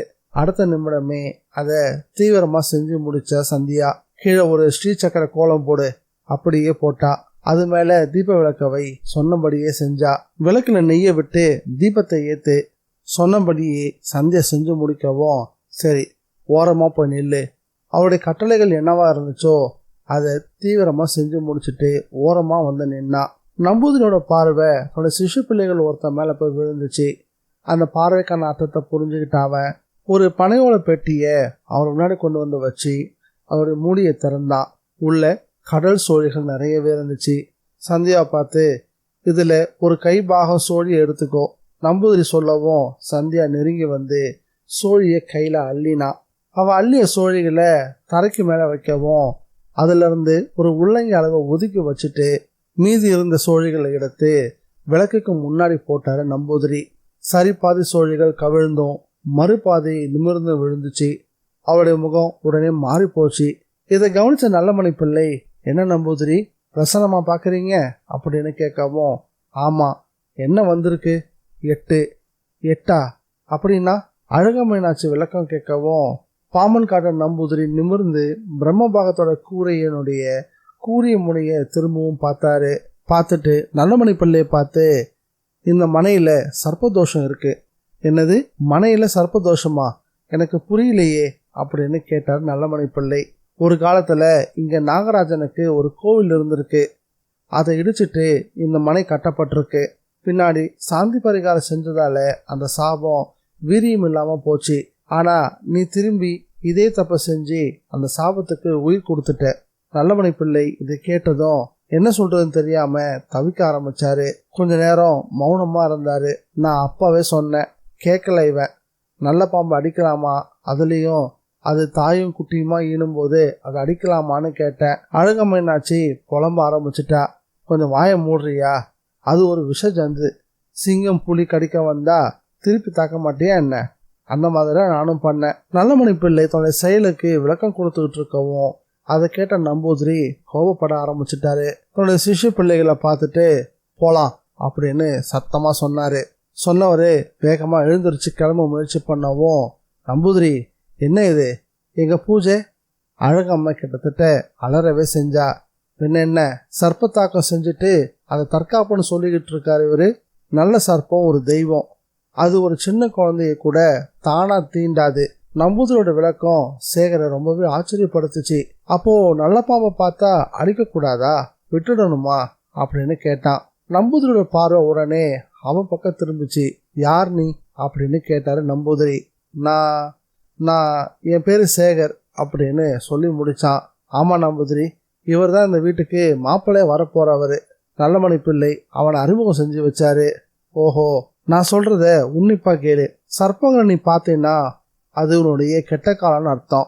உடனே உன்னுடைய கண்களை மூடி சிவநாமத்தை சொல்லி முடிக்கணும். அப்படி இல்லைன்னா கெட்ட சமயம் உன்னை தாக்க ஆரம்பிச்சிடும். அந்த சர்ப்பத்தை தீண்டி கொலபாதகம் செய்ய சொல்லும். பின்னாடி உனக்கு சாபம் வந்து சேரும். சிவநாமத்தை சொல்லிட்டு கெட்ட சமயத்தை ஜெயிச்சிக்க வேண்டியது உன்னுடைய அறிவு சார்ந்த விஷயம். இல்லைன்னா வாழ்க்கையில நீ பெரிய பாவத்தை சுமக்க ஆரம்பிச்சிருவ. ஒரு கன்னிப்பெண்ணுடைய ஜீவன் எவ்வளவு உயர்வானதோ அதை விட 1000 மடங்கு உயர்வானது ஒரு சர்ப்பத்தினுடைய ஜீவன். அந்த ஜீவன் சர்ப்பமா ஜனிக்க நிறைய பாவ காரியங்கள் தான் காரணம். அப்படி பாவம் பெற்ற அந்த சர்ப்ப ஜீவனை நீ கொன்னினா அந்த ஜீவனுடைய பாவம் விலகி அது முக்தி அடைஞ்சிரும். ஆனா அந்த பாவங்கள் ஒன்ன வந்து சேர்ந்துரும். பின்னாடி நீ ஒரு சர்ப்பமா மாறிடுவ. எலியும் தவளையும் விழுங்கி பதுங்கி பதுங்கி வாழ்வ. நம்பூதிரி ஒரு சர்ப்ப புராணமே படிக்க தொடங்கிட்டாரு. சேகர் இதை கேட்டு சிரிச்சிட்டான். இது என்ன விஷமமா சிரிக்கிற? விஷமம் இல்லை நம்பூதிரி, என்னமோ ஜீவன்களுடைய பக்கத்துல இருந்து நேர்ல பார்த்த மாதிரி நீங்க பாட்டுக்கு அளந்து விட்டுக்கிட்டு இருக்கீங்க. பாவம் செஞ்சு பிறந்த பிறப்பு சர்ப்பம்னா அதை கொல்றதால என்ன தப்பு இருக்கு? நீங்கெல்லாம் உங்க பிழைப்புக்காக இந்த மாதிரி கதை விட்டுக்கிட்டு இருக்கீங்களா? சைனால பாம்பை சூப்பு போட்டு குடிச்சிட்டு இருக்காங்க. அவங்கள பொறுத்த மட்டும் அது முருங்கைக்காய் புடலங்காய் மாதிரி ஒரு வெஜிடபிள், அவ்வளோதான். நீங்க சொல்றத வச்சு பார்த்தா அவங்கெல்லாம் தினமும் பாவத்தை சுமந்துக்கிட்டு அழிஞ்சா போயிட்டாங்க. அந்த நம்பூதிரிக்கும் சேகருக்கும் இடையில வாதம் வளர ஆரம்பிச்சது. அழகம்மா சேகரை முதல் தடவையா ரொம்ப கோபத்தோட பார்த்தா. தம்பி, இப்பெல்லாம் பேசாதீங்க, நீங்க பேசுறது சரியில்லை. நம்பூதிரி கிட்ட கொஞ்சம் மரியாதையோட பேசுங்க. நம்பூதிரி, நீங்க உங்க பூஜையில தொடர்ந்து செய்யுங்க, உங்களை நான் நம்புறேன் அப்படின்னு வீல் சேரை தள்ளிக்கிட்டு முன்னாடி வந்தா அழகம்மை. நம்பூதிரி சிரிச்சாரு. ஈர வேட்டி கிட்டத்தட்ட காஞ்சி போயிருந்தது. அவரோட இது மட்டும் இல்ல, மற்ற 3 பேரோட உடைகளும் கூட காஞ்ச நிலையில அவங்க நின்னபடியே நம்பூதிரியை பார்த்துக்கிட்டு இருந்தாங்க. பிரசன்னத்துல கவிழ்ந்து விழுந்த அந்த 8 சோழிகளை பார்த்த நம்பூதிரி அந்த சோழிகளை சேகரை போய் எடுக்கவும் சொன்னாரு. சேகரும் அப்படியே செஞ்சா. கீழே போடு அப்படின்னு கட்டளையை கொடுக்கவும் அவன் கைகளை குறுக்கி தரையில சோழிகளை போட்டான். அதையும் கூர்ந்து கவனிக்க சொன்னாரு. கவனிச்சான். ஆச்சரியமா மறுபடியும் 8 சோழிகள் மட்டும்தான் கவிழ்ந்து கிடந்துச்சு. எத்தனை? 8. சேகர் பதில் சொன்னான். பிறகு அவர் சந்தியா பக்கம் திரும்பி, இங்க வா, மறுபடியும் எடுத்து சோழிகளை போடு அப்படின்னு சொன்னாரு. நம்பூதிரி சந்தியாவை அழைச்சி அவளும் சோழிகளை குலுக்கி தரையில வீசினா. மறுபடியும் ஆச்சரியம். சோழிகளை அவ வீசினாலும் 8 சோழிகள் நிமிர்ந்தும் மற்றதெல்லாம் கவிழ்ந்து விழுந்துச்சு. பிள்ளை, இனி நீங்க பிள்ளையும் நடுக்கத்தோட சோழிகளை குலுக்கி தரைக்கு மேல வீசவும் திரும்பவும் 8 சோழிகள் மட்டும்தான் நிமிர்ந்து விழுந்துச்சு. அங்கிருந்து எல்லாருமே இந்த பிரசன்னத்தை ரொம்ப ஆச்சரியத்தோட பார்த்துட்டு இருந்தாங்க. என்ன தம்பி, இப்படி 8 விழுந்துகிட்டே இருக்குதே, இதுக்கான அர்த்தம் உனக்கு தெரியுமா? நம்பூதிரி சேகரை பார்த்து கேட்டாரு. எனக்கு தெரியாதுங்களே, சர்ப்பதோஷம் உள்ள மனையில மட்டும்தான் இப்படி நிகழும். நான் சொல்றேன், இந்த வீட்டுடைய சனி மூலையில ஒரு சர்ப்ப விக்கிரகம் மறைஞ்சு கிடக்குது அப்படின்னு ஒரு குண்டை தூக்கி போட்டாரு.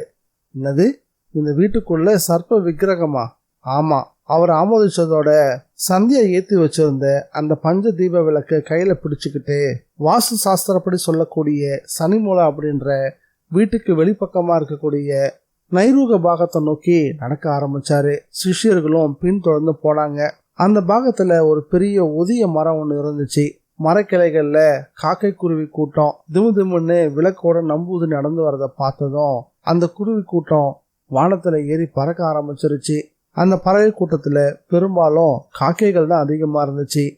அது எல்லாமே நம்பூதிரியோட தலைக்கு மேல வட்டம் கட்டி பறக்க ஆரம்பிச்சுட்டு கரையவும் தொடங்குச்சு. நம்பூதிரி நிமிர்ந்து சிவந்த கண்களோட அது எல்லாத்தையும் பார்க்கவும் அவையெல்லாம் பயந்துகிட்டு சட்டுன்னு அங்கிருந்து ஒதுங்கியும் போச்சு. மாளிகை பணியாட்கள் ஒரு ஓரமா கூடி அவங்களுக்குள்ள பேசிக்கிட்டு இருந்தாங்க. நம்பூதிரி விளக்கோட வரதையும் காக்கை கூட்டம் கத்தியபடி அவ தலைக்கு மேல பறக்கிறதையும் அவங்க இமைக்காம பார்த்துக்கிட்டு இருந்தாங்க. ஒதிய மரத்தடியில சமதளமான ஒரு நிலம் இருந்துச்சு. அதுல ஒரு குறிப்பிட்ட இடத்த சுட்டி காட்டி, பிள்ளை இந்த இடத்த தோண்ட சொல்லு அப்படின்னு சொன்னார் நம்பூதிரி. எதுக்கு நம்பூதிரி? தோண்ட சொல்லு. அடுத்த நொடியே நம்பூதிரியோட கட்டளை செயல்படுத்தப்பட்டுச்சு. ஒரு பணியால் மண்வெட்டியும் கையுமா வந்து அந்த மண்ணை பண்படுத்த ஆரம்பிச்சான். 1 அடி 2 அடி 3 அடி 5 அடியை எட்டும் போது 5வது அடியில கடப்பாரோட முனையில தீக்கதிர் புறப்படுற அளவுக்கு ஒரு சப்தம். குனிஞ்சு எல்லாரும் பார்க்க ஆரம்பிச்சாங்க. உள்ள ஒரு சர்ப்ப விக்கிரகம் கல்லோட தலைபாகம் தெரிய ஆரம்பிச்சது.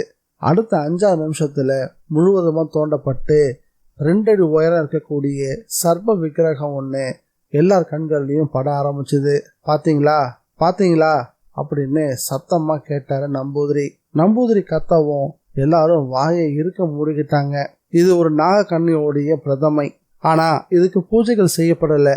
இது புதைஞ்சு போச்சு. ஆனா இந்த தோஷம் இந்த மனையை பிடிக்காது இருக்கணுன்றதுக்காக கருட பந்தனம் செய்யப்பட்டிருக்கு. எனது கருட பந்தனமா? ஆமா, என் கூட வா அப்படின்னு சொன்ன நம்பூதிரி நேர்கோணத்துல வடகிழக்கு பாகத்தை நோக்கி திரும்பவும் விளக்கோட நடக்க ஆரம்பிச்சாரு. எல்லாரும் அவரை பின்தொடர்ந்து நடக்க ஆரம்பிச்சாங்க. வடகிழக்கு பாகத்துல அந்த மாளிகைக்கு அழகு சேர்க்கிற மாதிரி ஒரு சின்ன தடாகம் போல ஒரு கிணறு ஒன்று அமைக்கப்பட்டிருந்தது. இந்த கிணத்துல ஒரு கருட விக்கிரகம் இருக்கு, இறங்கி நோக்கு அப்படின்னு கத்தினார நம்பூதிரி. ஒரு பணியால் தயங்கி அந்த கிணத்துக்குள்ள இறங்கினா. ஒரு ஓரமா பம்பு செட்டு. உள்ள இறங்கினவன் அதை பிடிச்சபடி நின்னா. மேல இருந்து நம்பூதிரி நடுவுல மூழ்கி பூமியை தொடு, கருட விக்கிரகம் உன் கையில தட்டுப்படும் அப்படின்னு சொன்னாரு. அவன் நல்லமணி பிள்ளைய பார்க்கவும் அவரும் அதை புரிஞ்சுக்கிட்டு இறங்குடா அப்படின்னு சொன்னாரு. உடனே அவன் தண்ணிக்குள்ள பாஞ்சு குதிச்சான். ஒரு சில நிமிடங்கள் அவன் கண் பார்வை விட்டு மறைஞ்சு போயிருந்தான். அதே சமயம் முன்ன பயத்துல அங்கிருந்து ஓடி போயிருந்த காக்கை கூட்டம் இப்போ அந்த தடாகத்தை சுத்தி வானத்துல வட்டம் போட்டு பறக்க ஆரம்பிச்சுது. நம்பூதிரி மறுபடியும் அண்ணாந்து பார்க்கவும் அந்த காக்கை கூட்டம் பயந்துகிட்டு அங்கிருந்து விலகி பறந்துச்சு.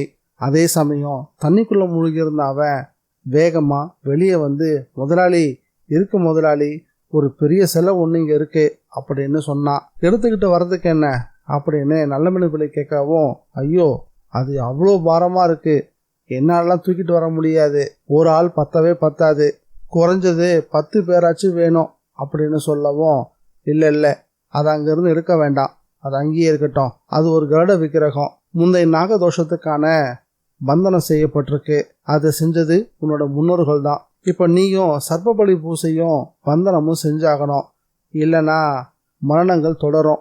இந்த மனம் முழுசும் இத்து போய் சர்ப்பத்தோட காடாகிடும். நம்பூதிரி சொன்னதை கேட்டதும் நல்லமணி பிள்ளை ஆடி போயிட்டாரு.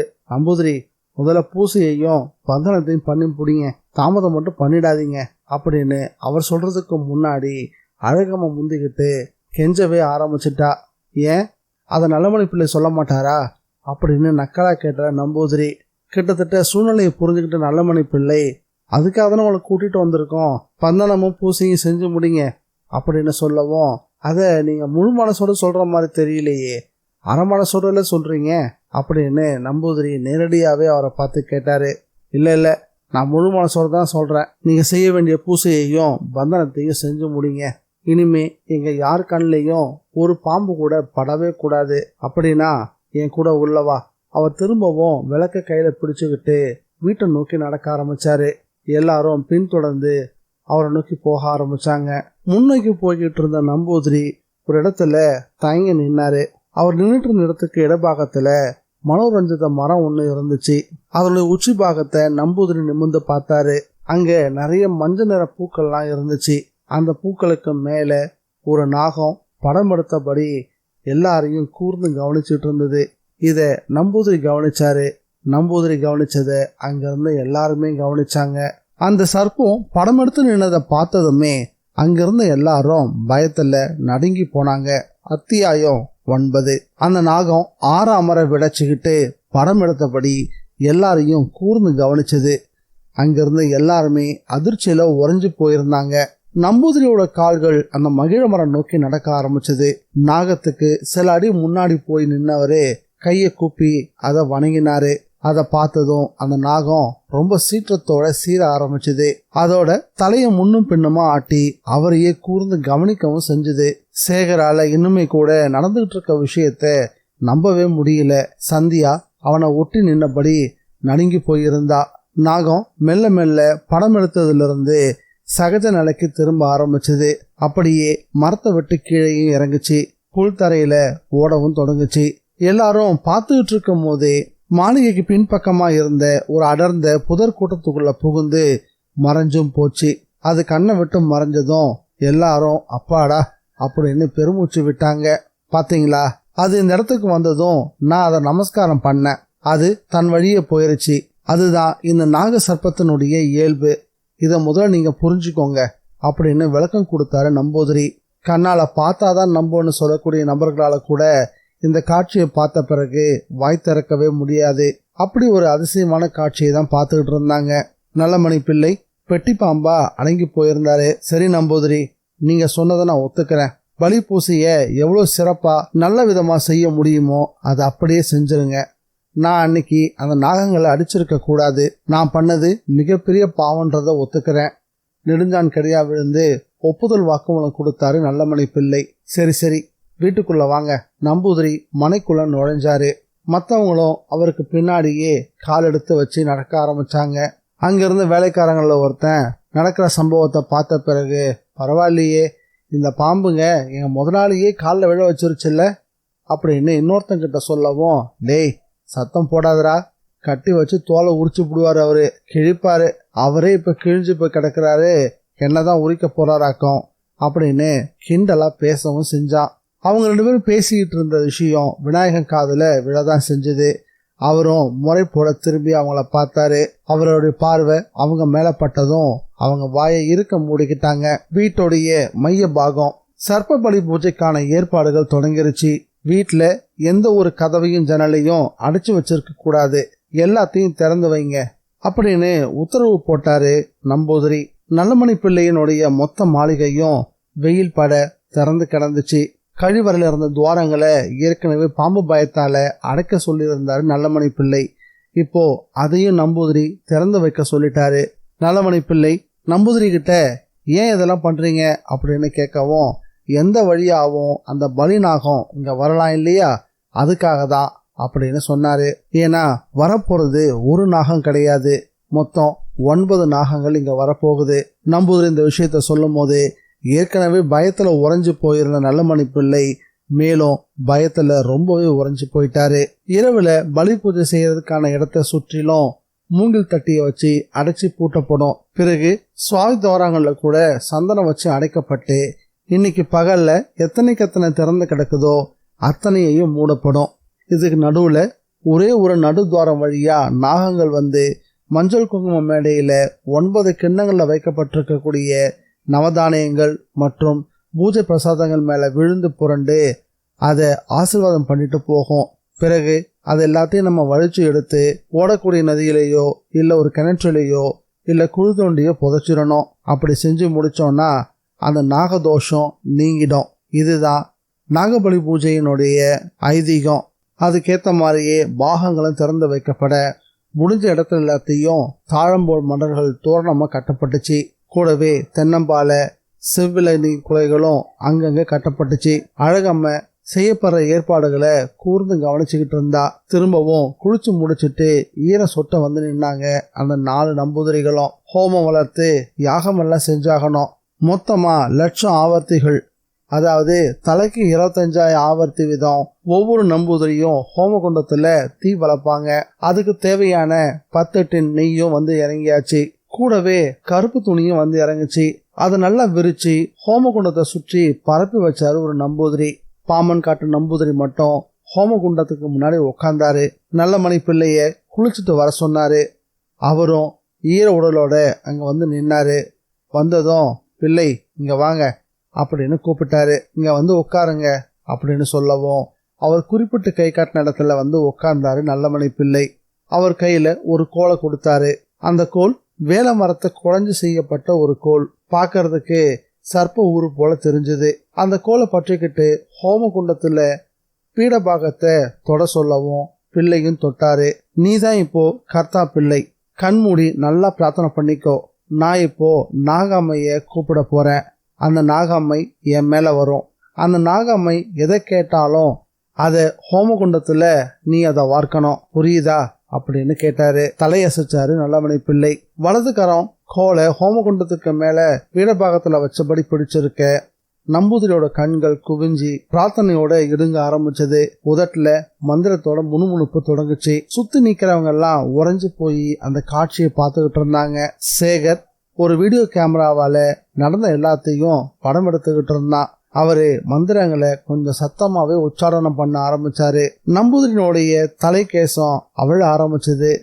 மெல்ல முணுமுணுப்பா ஆரம்பிச்ச அந்த உச்சாரணம் ஒரு கட்டத்துக்கு மேல அதீத சப்தமா மாற ஆரம்பிச்சது. உடம்புல முறுக்கு விழ ஆரம்பிச்சது. நரம்புகளால அவருடைய உடம்பு கட்டப்பட்டது போல முறுக்கவும் செஞ்சாரு. ரொம்ப சப்தமாவே நாகம்மை வா அப்படின்னு பல முறை கூப்பிடவும் செஞ்சாரு. ஒரு கட்டத்துக்கு மேல எகிரிக்கிட்டு கத்தவே ஆரம்பிச்சிட்டாரு. நல்லமணி என்னன்னு கேளு, அம்மா வந்துட்டா, அம்மா வந்துட்டா, நமஸ்காரம்மா அப்படின்னு இன்னொரு நம்பூதிரி சொல்லவும், நான் வந்துட்டேன், கொலைபாதகனே எதுக்குடா என்ன கூப்பிட்ட அப்படின்னு பாமன் காட்டும் நம்பூதிரி மேல வந்த நாகம்மை கேட்க ஆரம்பிச்சா. தாயே என்னை மன்னிச்சிருமா, நான் தெரியாம தப்பு பண்ணிட்டேன். தெரியாம செய்ய நீ என்ன சின்ன பிள்ளையா? நீ பண்ண பாவத்துக்கு உனக்கு விமோசனமே கிடையாது. ஆங்காரம்மா நாகம்மை சொல்லவும், என்னை மன்னிக்கணுமா, உன்னை சாந்தி படுத்தணும் தான் இந்த பூஜையை நாங்கள் பண்றோம்.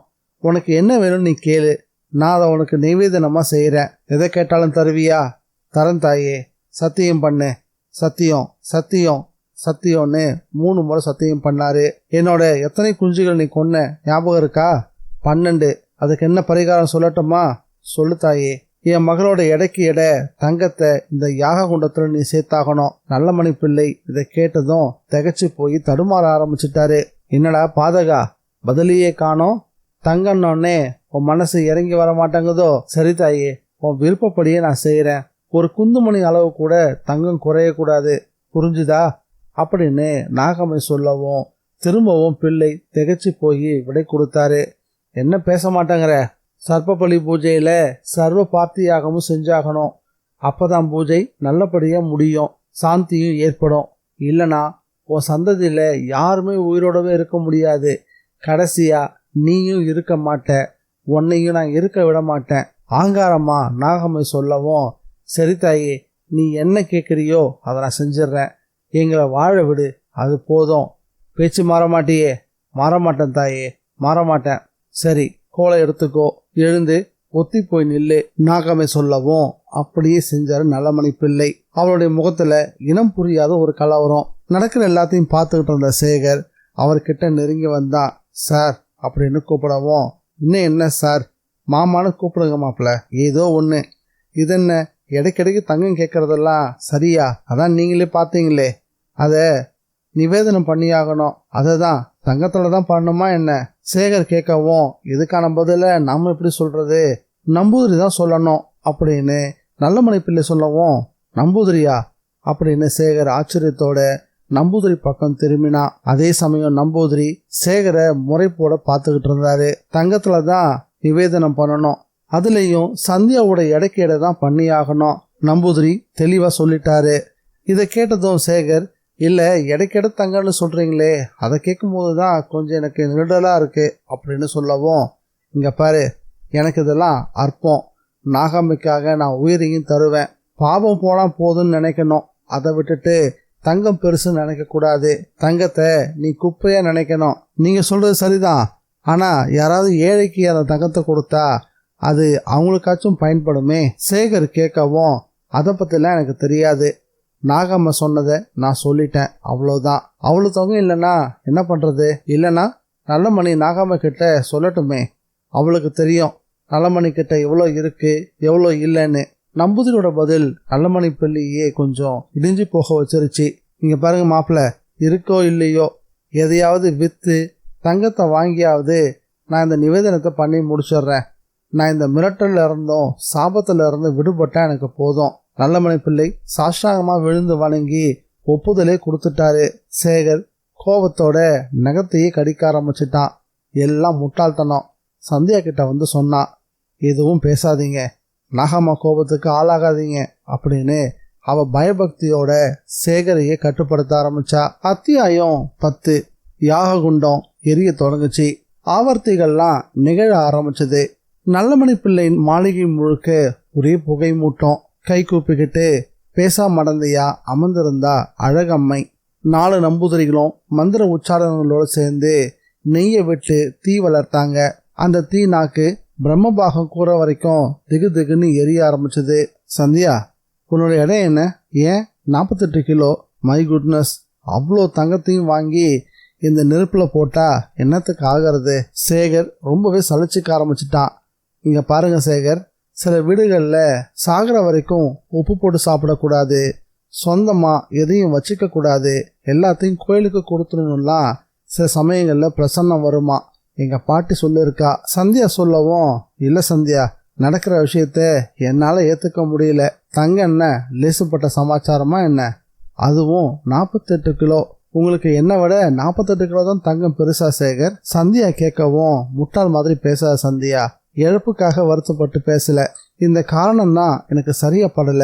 போனா போகட்டும் சேகர், செத்து செத்து பிழைக்கிறதுக்கு என்னால முடியாது. அதுக்கு அவங்க கேட்கற தங்கத்தை கொடுத்துறது நல்லது. அதெல்லாம் சரிதான். உங்க அப்பா அவ்வளோ தங்கத்துக்கு என்ன பண்ண போறாரு? கணக்கு போட்டு பார்த்தா நாகர்கோவில் இருக்கக்கூடிய ஒட்டுமொத்த தங்கத்தையும் கொண்டு வந்தா கூட அவ்வளவு கிடைக்குமான்னு தெரியலையே. அது எல்லாத்தையும் அப்பா பார்த்துப்பாரு, எதையாவது பண்ணி நிறைய ஏற்பாடும் பண்ணியிருப்பாரு. சந்தியா சொல்லவும், இங்க பாரு சந்தியா, 48 கிலோன்றது சாதாரணமான விஷயம் கிடையாது. அதனுடைய மதிப்பு தெரியுமா? மொத்தம் 2 கோடிக்கு அதிகமாக வரும். அவ்வளவு தங்கத்துக்கு அவர் எங்க போவாரு? அவகாசம் வேணாமா? பணம் வேணாமா?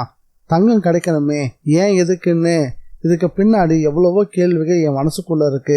சேகர் பேசிக்கிட்டு நல்லமணி பிள்ளைய கண்களால தேட ஆரம்பிச்சான். ஆனா அந்த இடத்துல அவர் இல்லை. உடனே சந்தியா கிட்ட, ஆமா சந்தியா, உங்க அப்பா எங்க போனாரு அப்படின்னு வேகமா கேட்டான். அவரு விநாயகத்தை கூட்டிட்டு அந்த மாடி பக்கமா போனாரு. இந்த நம்பூதிரிங்க கேட்டது அபத்தமான ஒரு விஷயம். உங்க அப்பா தரன்னு ஒத்துக்கிட்டது அதை விட அபத்தம். நான் ஒன்னு சொல்றேன் சந்தியா, யாரோ பிளான் போட்டு இந்த ஏற்பாடுகளை பண்ணி வச்சிருக்காங்க. அவங்களுடைய துருப்புச்சீட்டு தான் இந்த பாம்புகள்லாம். என்ன சேகர் நீங்க சொல்றீங்க? இந்த பாரு, உலகத்திலேயே ஏமாத்துறதுக்கு எவ்வளவோ வழிகள் இருக்கு, அதுல இதுவும் ஒரு வழி. பயம் பீதியை உருவாக்கி பலி பூஜை சரி செய்யறன்னு சொல்லி ஏமாத்துது ஒரு கூட்டம். எனக்கு என்ன சந்தேகம்னா, நாம அப்படிப்பட்ட கூட்டத்துக்கிட்ட மாட்டிக்கிட்டோமோ அப்படின்ற சந்தேகம்தான் எனக்கு ரொம்பவும் மனசுக்குள்ள ஓடிக்கிட்டு இருக்கு. சேகர் சொன்னதை கேட்கவும் சந்தியா கலக்கமா அவனையே பார்த்தா. அந்த பார்வைக்கான பொருளை 2 விதமா எடுத்துக்க முடியும். நீங்க சொல்றத என்னால மறுக்க முடியல, ஆனாலும் நீங்க சொல்றது சரியா இருக்குமோ அப்படின்னு எனக்கு தோணுது. இருந்தாலும் இந்த விஷயத்துல எனக்கு அதீதமான நம்பிக்கை இருக்கு அப்படின்னு 2 விதமான விஷயங்களும் அந்த பார்வையில தென்பட்டுச்சு. இதுக்கு மேல சந்தியா கிட்ட பேசுறது வீண் அப்படின்னு யோசிச்ச சேகர் அவளை விட்டுட்டு நல்லமணி பிள்ளை எந்த மாடி பக்கம் ஒதுங்கினாரோ அந்த இடத்துக்கு தாவி போக ஆரம்பிச்சான். மாடி பாகம் ரொம்பவே பெருசு. கிட்டத்தட்ட மாடியில மட்டும் 20 அறைகள் இருக்கு. அதுல எந்த அறையில நல்லமணி பிள்ளை இருக்காரு தேடி நடக்க ஆரம்பிச்சான். ஒரு அறையில இருந்து மெலிதான சத்தம் கேட்டுச்சு. கதவு உட்பக்கமா தாழிடப்பட்டிருந்தது. போய் கதவை தட்டி பிள்ளைய அழைக்கலான்னு கையை ஓங்கினவன் அப்படியே கையை நிறுத்திக்கிட்டான். ஏன்னா உள்குரல் அவனை கட்டி போடுச்சு. டேய், யாரா அந்த நம்பூதிரிங்க? நல்லமணி பிள்ளை விநாயகத்துக்கிட்ட வேகமா பேசிக்கிட்டு இருந்தாரு. இங்க பாரு, உன்னை எதை கொண்டு அடிப்பண்ணு எனக்கு தெரியாது, உண்மையை சொல்லு. ஐயோ முதலாளி, அவங்க நம்பூதிரிங்க தான். ஏன் காதல நீ பூசுத்தறியா? நான் ஈர பேனாக்கி பேனை பெருமாளாக்கி அந்த பெருமாளையே வேலைக்காரனா வச்சுக்கிறவன். என்கிட்ட இந்த காது குத்துற வேலைலாம் வச்சுக்காத. முதலாளி, என்ன சொல்றீங்க? ஏதோ பேச ஆரம்பிச்சிட்டீங்களே. உண்மையை ஒத்துக்க விநாயகம். வந்திருக்கவங்க கஸ்டம்ஸ் அதிகாரிங்க தானே? ஐயோ முதலாளி, என்ன சொல்றீங்க? வந்திருக்கவங்க கஸ்டம்ஸ் அதிகாரிங்களா? டேய், ஒரேடியா நடிக்காத. வசமா மாட்டிக்கிட்ட. நீயே பாம்பை வீட்டுக்குள்ள விட்டு பீதி கிளப்பிக்கிட்டு இருக்கியா? பாம்பு பழிவாங்க வருதா? முதலாளி, அது வந்து அப்படின்னு தடுமாற ஆரம்பிச்சாரு விநாயகம். சொல்லு, என்ன பண்ண? இந்த நாய்களை எங்க பார்த்த? நீ இவங்கள பாத்தியா இல்ல இவங்க வந்து உன்னை பார்த்தாங்களா? இல்ல முதலாளி, அவங்க தான். எதுக்காக வந்து உன்னை பார்த்தாங்க? எப்போ வந்து பார்த்தாங்க? எல்லாத்தையும் விலாவரியா சொல்லு, இல்லைன்னா உன் கதையை நான் இங்கேயே முடிச்சிருவேன். இல்லை முதலாளி, வெளிநாட்டில இருந்து நீங்க 50 கிலோ தங்கத்தை கடத்திட்டு வந்ததா அவங்க நம்புறாங்க. அதை அவங்க கண்டுபிடிக்கணுமா. சமூகத்துல பெரிய பொறுப்புல இருக்கிறதாலையும் அரசியல் செல்வாக்கூட நீங்க இருக்கிறதாலையும் உங்களை அவங்க நேரா வந்து பிடிக்க முடியல. அப்படியே பிடிச்சாலும் நீங்க ரொம்ப சுலபமா தப்பிச்சிருவீங்கன்னு அவங்க நினைக்கிறாங்க. அதனாலதான் சாமர்த்தியமா என்ன வச்சு ஒரு டிராமா போட்டாங்க. யதார்த்தமா நம்ம அம்மாவையும் பசங்களையும் பாம்பு கடிச்ச விரத்தை அவங்க கிட்ட நான் தான் சொன்னேன். அதை வச்சு ஒரு டிராமாவை அவங்களாவே பில்டப் பண்ணிட்டாங்க. பாம்புகளை சரமாரியா உள்ள விட்டு பயத்தை நாங்கள் இன்னும் கொஞ்சம் அதிகப்படுத்திட்டோம். எல்லாத்தையும் கவனமாக தான் செஞ்சுக்கிட்டு இருந்தோம். அதில் ஏதோ ஒன்று எப்படியோ சந்தியாமாவை கடிச்சிருச்சு. ஏற்கனவே அந்த பாம்புக்கிட்ட இருந்த விஷத்தை எடுத்ததால அந்த பாம்பு சந்தியாமாவை கடிச்சப்போ அவங்களுக்கு எதுவும் பெருசாக ஆகலை. நாங்கள் நினச்ச மாதிரி இதெல்லாம் சர்ப்பதோஷம்னு சாதிச்சு சர்ப்பபலி பூஜைக்கு ஏற்பாடு செஞ்சோம். அதுலேயும் நிவேதனமா தங்கத்தை கேட்கறதுன்னு அப்பவே முடிவும் பண்ணிட்டோம். உசுருக்கு பயந்துகிட்டு கடத்திட்டு வந்த தங்கத்தை நீங்க கண்டிப்பா வெளியே எடுத்துட்டு வருவீங்க, அப்போ உங்களை கையும் களவுமா பிடிக்கலான்னு தான் அவங்க திட்டம் போட்டு கொடுத்தாங்க. அவங்க சொன்னபடியே வேற வழி இல்லாம நானும் அப்படியே செஞ்சேன். ஆனா நீங்க இந்த விஷயத்தை எப்படியோ கண்டுபிடிச்சிட்டீங்க. விநாயகம் வெளவெளத்து போய் உண்மைகளை சொல்லி முடிச்சான். பிள்ளையோட பிடியில ரொம்பவே தத்தளிக்கவும் செஞ்சான். டே விநாயகம், நான் இந்த விஷயத்த நேத்தே ஆஸ்பத்திரியில வச்சே கண்டுபிடிச்சிட்டேன். சந்தியா ரத்தத்துல துளி கூட விஷம் இல்லைன்னு டாக்டர் சொன்னப்போ எனக்கு சந்தேகம் வந்துருச்சு. அதுவும் அப்ப இருந்து நீயும் பூசன்னு புலம்ப ஆரம்பிச்ச. உன் மேலேயும் ஒரு கண்ணு வச்சேன். என் மாப்பிள்ளை வேற எனக்கு நினைப்புக்கு தோதா இது ஏதோ மனுஷ சதின்ற மாதிரி அப்பப்ப எடுத்து கொடுத்துக்கிட்டே இருந்தாரு. நானும் எதுவரையில போறீங்கன்னு பார்க்கலாம் தான் விட்டு பிடிச்சேன். கடைசியில என் மாப்பிள்ளை என்ன நினைச்சாரோ அதுதான் சரியா இருக்கு. தாடையை சொரிஞ்சபடியே நல்ல மணிப்புல பேசுறத வெளியில இருந்து சேகர் காதுகள்ல வாங்கினான். மனசுக்குள்ள நல்ல வேலை, எப்படியோ நம்ம மாமனார் எல்லாத்தையும் கண்டுபிடிச்சிட்டாரு. சரியான கில்லாடி தான், நம்புற மாதிரி நம்பி வளைச்சு பிடிச்சிட்டாரு. சபாஷ் அப்படின்னு மனசுக்குள்ள அவரை பாராட்டவும் செஞ்சான். உற்சாகமா கதவையும் தட்டினான். மாமா மாமா. சேகர் கூப்பிட்டபடி கதவை தட்டவும் நல்லமணி பிள்ளை சுதாரிச்சுக்கிட்டு கொஞ்ச நேரம் கழிச்சுதான் அந்த கதவை திறந்தாரு. சேகர் ஆர்வமா உள்ள எட்டி பார்த்ததும் வெளவெளுத்து போயிட்டான். ஏன்னா விநாயகம் நாக்கு வெளியே தள்ளி நிலையில பிணமா கிடந்தான். ஆமா, என்ன பண்ணி வச்சிருக்கீங்க? பதப்போட கேட்டான் சேகர். மாப்பிள்ள, இவன் சரியான துரோகி, அதான் போட்டு தள்ளிட்டேன். ஐயோ, தப்பு பண்ணிட்டீங்களே, போலீஸ் கேஸ்ன்னு வருமே. கீழே வேற அந்த அதிகாரிங்க இருக்காங்க. மாப்பிள்ள, எதுவும் வராது, எல்லாத்தையும் நான் பாத்துக்கிறேன். சர்ப்பபலி பூஜைக்கு வந்த பாம்பு ஒண்ணுதான் இவனை கடிச்சிருச்சுன்னு சொல்லி நம்ம தப்பிச்சுக்கலாம். எவ்வளோ பெரிய நரித்தனம் பண்ணியிருக்கான் பார்த்தீங்களா அந்த நாயி. இவனை மட்டும் உயிரோட விட்டுருந்தா என் தங்கம் முழுக்கவும் யார் கைக்கோ போயிருக்கோம். சரி மாமா, இவனை கொண்டுட்டீங்க. கீழே இருக்காங்களே அந்த நம்பூதிரி இடத்துல இருக்கக்கூடிய அதிகாரிங்க, அவங்கள எப்படி சமாளிக்க போறீங்க? நீங்க சொல்றது சரிதான் மாப்பிள்ள, அவங்கள எப்படி சமாளிக்கணுன்றத நம்ம யோசிக்கணும். சில வினாடிகள் யோசிச்சுட்டு, என்ன மாப்பிள்ள பெருசா, தங்கத்துல பாதிய லஞ்சமா கொடுத்தா விஷயம் முடிஞ்சிட போகுது. லஞ்சத்துல விழாத அதிகாரிகள் இந்த நாட்டுல இருக்காங்களா என்ன? மாட்டேன்னு சொன்னாங்கன்னா அவங்க விட்ட பாம்பை அவங்களுக்கே விட்டு அவங்களையும் கிடைக்க வைப்பேன். பழி பாம்புங்க மேல, தங்கம் எங்கிட்டே தான் இருக்கும். நல்லமணி பிள்ளை PS வீரப்பா லெவலுக்கு வில்லத்தனம் பண்ணுவாருன்னு சேகர் கொஞ்சமும் எதிர்பார்க்கவே இல்லை. வெளிப்படையாவே, ஆனாலும் மாமா உங்களுக்கு அசாத்தியமான நெஞ்செழுத்தம் இருக்கு, அப்படியெல்லாம் இருந்தால் தான் மாப்பிள்ளை இங்கே பிழைக்க முடியும். அடுத்தடுத்த சந்ததிகளுக்கும் நமக்கு தேவையானதை சேர்த்து வைக்க முடியும். நீங்க இதுல எல்லாம் மூக்க நுழைக்காம அமெரிக்கா கிளம்புற வழியை பாருங்க. இந்த கொலையை பார்த்து மனசை போட்டு அழட்டிக்காதீங்க. இதெல்லாம் இங்க ரொம்ப ரொம்ப சகஜம். பிள்ளை பேசிக்கிட்டே அந்த அரைக்கதவை இழுத்து பூட்டினாரு. அவனை எதிர்பார்க்காம கீழையும் வேகமா இறங்கினாரு. பின்னாடியே சேகரும் பின்தொடர்ந்து போக ஆரம்பிச்சான். சேகரோட நெஞ்சி பயத்திலையும் கலக்கத்திலையும் கனத்து போயிருந்தது. ஒரு கொலையை பார்த்த அதிர்ச்சி, அதை ஏதோ ஒரு சாதாரணமான சம்பவம் மாதிரி செஞ்சுட்டு அவர் பாட்டுக்கு போயிட்டு இருக்கார் நல்லமணி பிள்ளை. அவர்கிட்ட துளி கூட பதட்டமே இல்லை. எல்லாத்தையும் வாங்க முடியும், எல்லாத்துக்கும் ஒரு விலை இருக்குன்னு நினைக்கிறவரு அப்படின்றத அந்த வினாடியில அவன் புரிஞ்சுக்கிட்டான். அவனுக்குள்ள ஒரு சின்ன நெருடல் மட்டும் இருந்துச்சு. 50 கிலோ தங்கத்தெல்லாம் சாதாரணமா கடத்திட்டு வர முடிஞ்சிருக்கு இவரால. இவர் இந்த வேலையை மட்டும்தான் பாக்குறாரா, இல்ல இன்னும் பல விஷயங்களை நமக்கு தெரியாம மறைக்கிறாரா? கீழே ரொம்ப விரிசையா சர்ப்பபலி பூஜை நடந்துகிட்டு இருந்தது. சாஸ்திரத்தால சொல்லப்படக்கூடிய ரொம்ப உயர்வானதும் அரிதானதுமான சில பூஜைகள் சில பேருக்கு ஆயுதமா பயன்பட்டுக்கிட்டு இருக்கீங்க. பரவாயில்ல, அவங்களும் நல்லாவே தான் அடிச்சுக்கிட்டு இருந்தாங்க. தோட்டத்துல நாகசர்ப்ப சிலையை போட்டு ஒரு மாஸ்டர் பிளானை முடிஞ்ச அளவுக்கு சுத்தமாக செஞ்சு முடிச்சிருந்தாங்க. ஆனாலும் வந்திருக்கிற கஸ்டம்ஸ் அதிகாரிகளையே தூக்கி சாப்பிட்ற மாதிரி நல்லமணி பிள்ளை யோசிச்சது தான் அங்கே ஹைலைட். எடுத்த எடுப்புலேயே சந்தியாவோட இடைக்கிட தங்கம் கேட்டது தான் அவங்க பண்ண பெரிய தப்பாயிருச்சு அப்படின்னு சேகர் மனசுக்குள்ள கணக்கு போட்டுக்கிட்டு இருந்தான். சேகர் சிந்தனையோட அப்படியே நிற்கிறத பார்த்ததும் அழகம்மைனாச்சி நெருங்கி வந்தவ எங்கே போயிட்டீங்க தம்பி, என்னம்மா பண்ணிட்டு இருக்காங்க பார்த்தீங்கன்னா அதை நம்புதுறீங்க, இதை கொஞ்சம் இங்கே இருந்து நல்லா கவனிங்க அப்படின்னு சேகருக்கு அறிவுரையும் சொன்னான். இதுவே மற்ற நேரமாக இருந்திருந்தா சத்தமாகவே சிரிச்சிருப்பான் சேகர். ஆனால் இப்போ அவனால் சிரிக்க முடியல.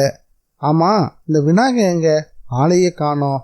அழகம்மைனாச்சி அடுத்தடுத்த சங்கடமான ஒரு கேள்வியை கேட்டா. இந்த கேள்விக்கு எப்படி பதில் சொல்றதுன்னு தெரியாம சேகர் விழிச்சான்.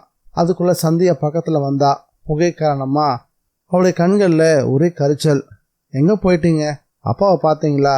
சந்தியா கேட்கவும் கீழே தானே இறங்கி வந்தாரு அப்படின்னு பதில் சொன்னான். புகையில சரியா தெரியல, எங்கே வெளியே போயிருப்பார் நினைக்கிறேன். சந்தியா உங்க அப்பா பெரிய அப்படின்னு சேகர் சொல்ல ஆரம்பிச்சுட்டு தடுமாற்றத்தோட அதை சொல்லாம அப்படியே விழுங்கவும் செஞ்சான். என்னாச்சு உங்களுக்கு, ஏதோ சொல்ல வந்தீங்க, அப்புறம் அப்படியே அமைதியாயிட்டீங்க. இந்த வார்த்தைகளை சொல்லிட்டு என்ன பெருசாக சொல்ல போறீங்க, பக்தி நம்பிக்கை என்ற மோசம் போகிற ஒரு பெரிய முட்டாள் தான் நீங்கள்லாம் அப்படின்னு சொல்ல போறீங்க அப்படின்னு அதுக்கான விடையையும் சந்தியாவே சொன்னான். பரிதாபமாக இருந்துச்சு சந்தியாவை பார்க்கறதுக்கு. அப்படி ஒரு மனுஷ வயிற்றில் இப்படி ஒரு அப்பாவி பெண் பிறந்திருக்காளே. சேகருக்கு ரொம்பவும் வியப்பாக இருந்துச்சு. நடுவில் வேலைக்காரன் ஒருத்தன் சேகர் நெருங்கி வந்தான். ஐயா, உங்களை பெரிய ஐயா கூப்பிட்டாரு, எங்க வெளியில் போர்ச்சுக்கோள் நிற்கிறாரு. உடனே ஓடினான். வாங்க மாப்பிள்ள, அந்த நாய்ங்க பூஜை செஞ்சுக்கிட்டே இருக்கட்டும். கேட்டால் தங்கம் வாங்க போயிருக்குன்னு சொல்லுங்க, ஒரு முக்கியமான வேலை இருக்குது, அதை முடிச்சுட்டு வந்துடுறேன். சேகர் கோவில் மாடு போல தலையை ஆட்டினான். அவருடைய கார் சீறி கிளம்ப ஆரம்பிச்சுது. அத்தியாயம் 11. லட்சம் ஆவர்த்திகள் முடிஞ்சு நம்பூதிரிகள் 4 பேரும் பாலும் பழமும் சாப்பிட ஆரம்பிச்சாங்க. அந்த சமயம் இருட்டி போச்சு.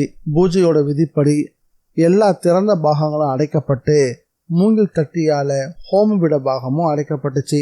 சாவி துவாரத்துல கூட சந்தனம் அடைக்கப்பட்ட நிலையில நல்லமணி பிள்ளை எங்க போயிட்டாரு, பாம்பன் காட்டு நம்பூதிரி விசாரிச்சாரு. வந்துருவாரு, தங்கம் வாங்க திருவனந்தபுரம் வரைக்கும் போயிருக்காரு. என்னது, திருவனந்தபுரத்துக்கா? ஏன் இங்க அவர்கிட்ட இல்லையாக்கும்? சேகர் அதை கேட்டுட்டு லேசா முறைச்சான். இல்லைங்கிறதால தானே அங்கே போயிருக்காரு அப்படின்னு சொன்னான். இல்லை, மறுபடியும் நாகம்மை வந்தா அவ கேள்வி காப்பா அப்படின்னு கர்ஜனை பண்ணினாரு. ஓஹோ அப்படியா, அவர் வந்துடுவாரு, வந்த உடனே அவர்கிட்டே கேட்டுக்கோங்களேன். சேகர் கொஞ்சம் திமிரா பதில் சொன்னான். நம்பூதிரி, பூஜை முடிஞ்சிருச்சா? தங்கத்தை ஹோமகுண்டத்தில் போடணும்னு சொன்னீங்களே, அது எப்போ? அழகம்மா இடையிட்டு கேட்டா. ஹோமம் முடிஞ்சது, தங்கம் வந்தா நிவேதனம் பண்ண ஆரத்தி காட்ட வேண்டியது தான். அதே சமயம் நல்லமணி பிள்ளையோட கார் வந்ததுக்கான ஹாரன் சத்தமும் கேட்டுச்சு. என் பையன் வந்துட்டான். அழகம்மை வாசப்பக்கம் வந்தா. பெட்டி உன்னோட உள்ள வந்தாரு நல்லமணி பிள்ளை. உள்ள நுழைஞ்சவரு மாடிப்பாடி ஏறி பாதையில் நின்று திரும்பி நம்பூதிரிகளை மேலே வரும்படி அழைச்சாரு. பாம்பன் காட்ட நம்பூதிரி கீழே இருந்தே தங்கம் எங்க அப்படின்னு கேட்டாரு. வாங்க நம்பூதிரி, மேலதான் இருக்கு, தரேன் அப்படின்னு சொன்னாரு நல்லமணி பிள்ளை. அவங்களும் உற்சாகமா அவரை பின்தொடர்ந்து போனாங்க. சந்தியாவும் சேகரும் சேர்ந்து நின்றுகிட்டு இதை கவனிச்சுக்கிட்டே தான் இருந்தாங்க. சேகர் கொஞ்ச நேரம் பார்த்துட்டு அவனும் மாடிப்படி ஏற ஆரம்பிச்சான். பிள்ளை எப்படி இதை சாதிக்க போறாருன்னு பார்க்கணும்னு அவனுக்குள்ள ஒரு ஆர்வம். நெருங்க உள்ள ஒரே சிரிப்பு சப்தம். 4 பேரும் சேர்ந்து சிரிக்கக்கூடிய சப்தமும் கேட்டுச்சு. ஜன்னலை ஒதுக்கி தள்ளி பார்த்தான். நல்லமணி பிள்ளை தான் பெரிய முதலையாச்சே. அவர் என்ன நினைச்சாரோ அதை சாதிச்சு காட்டியிருந்தாரு. அவங்களுக்கு முன்னாடி ஒரு பிரீஃப் கேஸ் திறந்து கிடந்துச்சு. அதுல கட்டிய தங்க பிஸ்கெட்டுகள். பிள்ளை, நீங்க நிஜமாவே பெரிய சாணக்கியன்தான். நீங்க மட்டும் என்ன, பாம்பை விட்டு என்னை இப்படி மிரட்டிட்டீங்களே, எப்படியோ வழிக்கு வந்தீங்களே. சரி எல்லாம் தான் முடிஞ்சிருச்சே, இந்த பூஜை டாமாலாம் முடிச்சுக்கலாமே.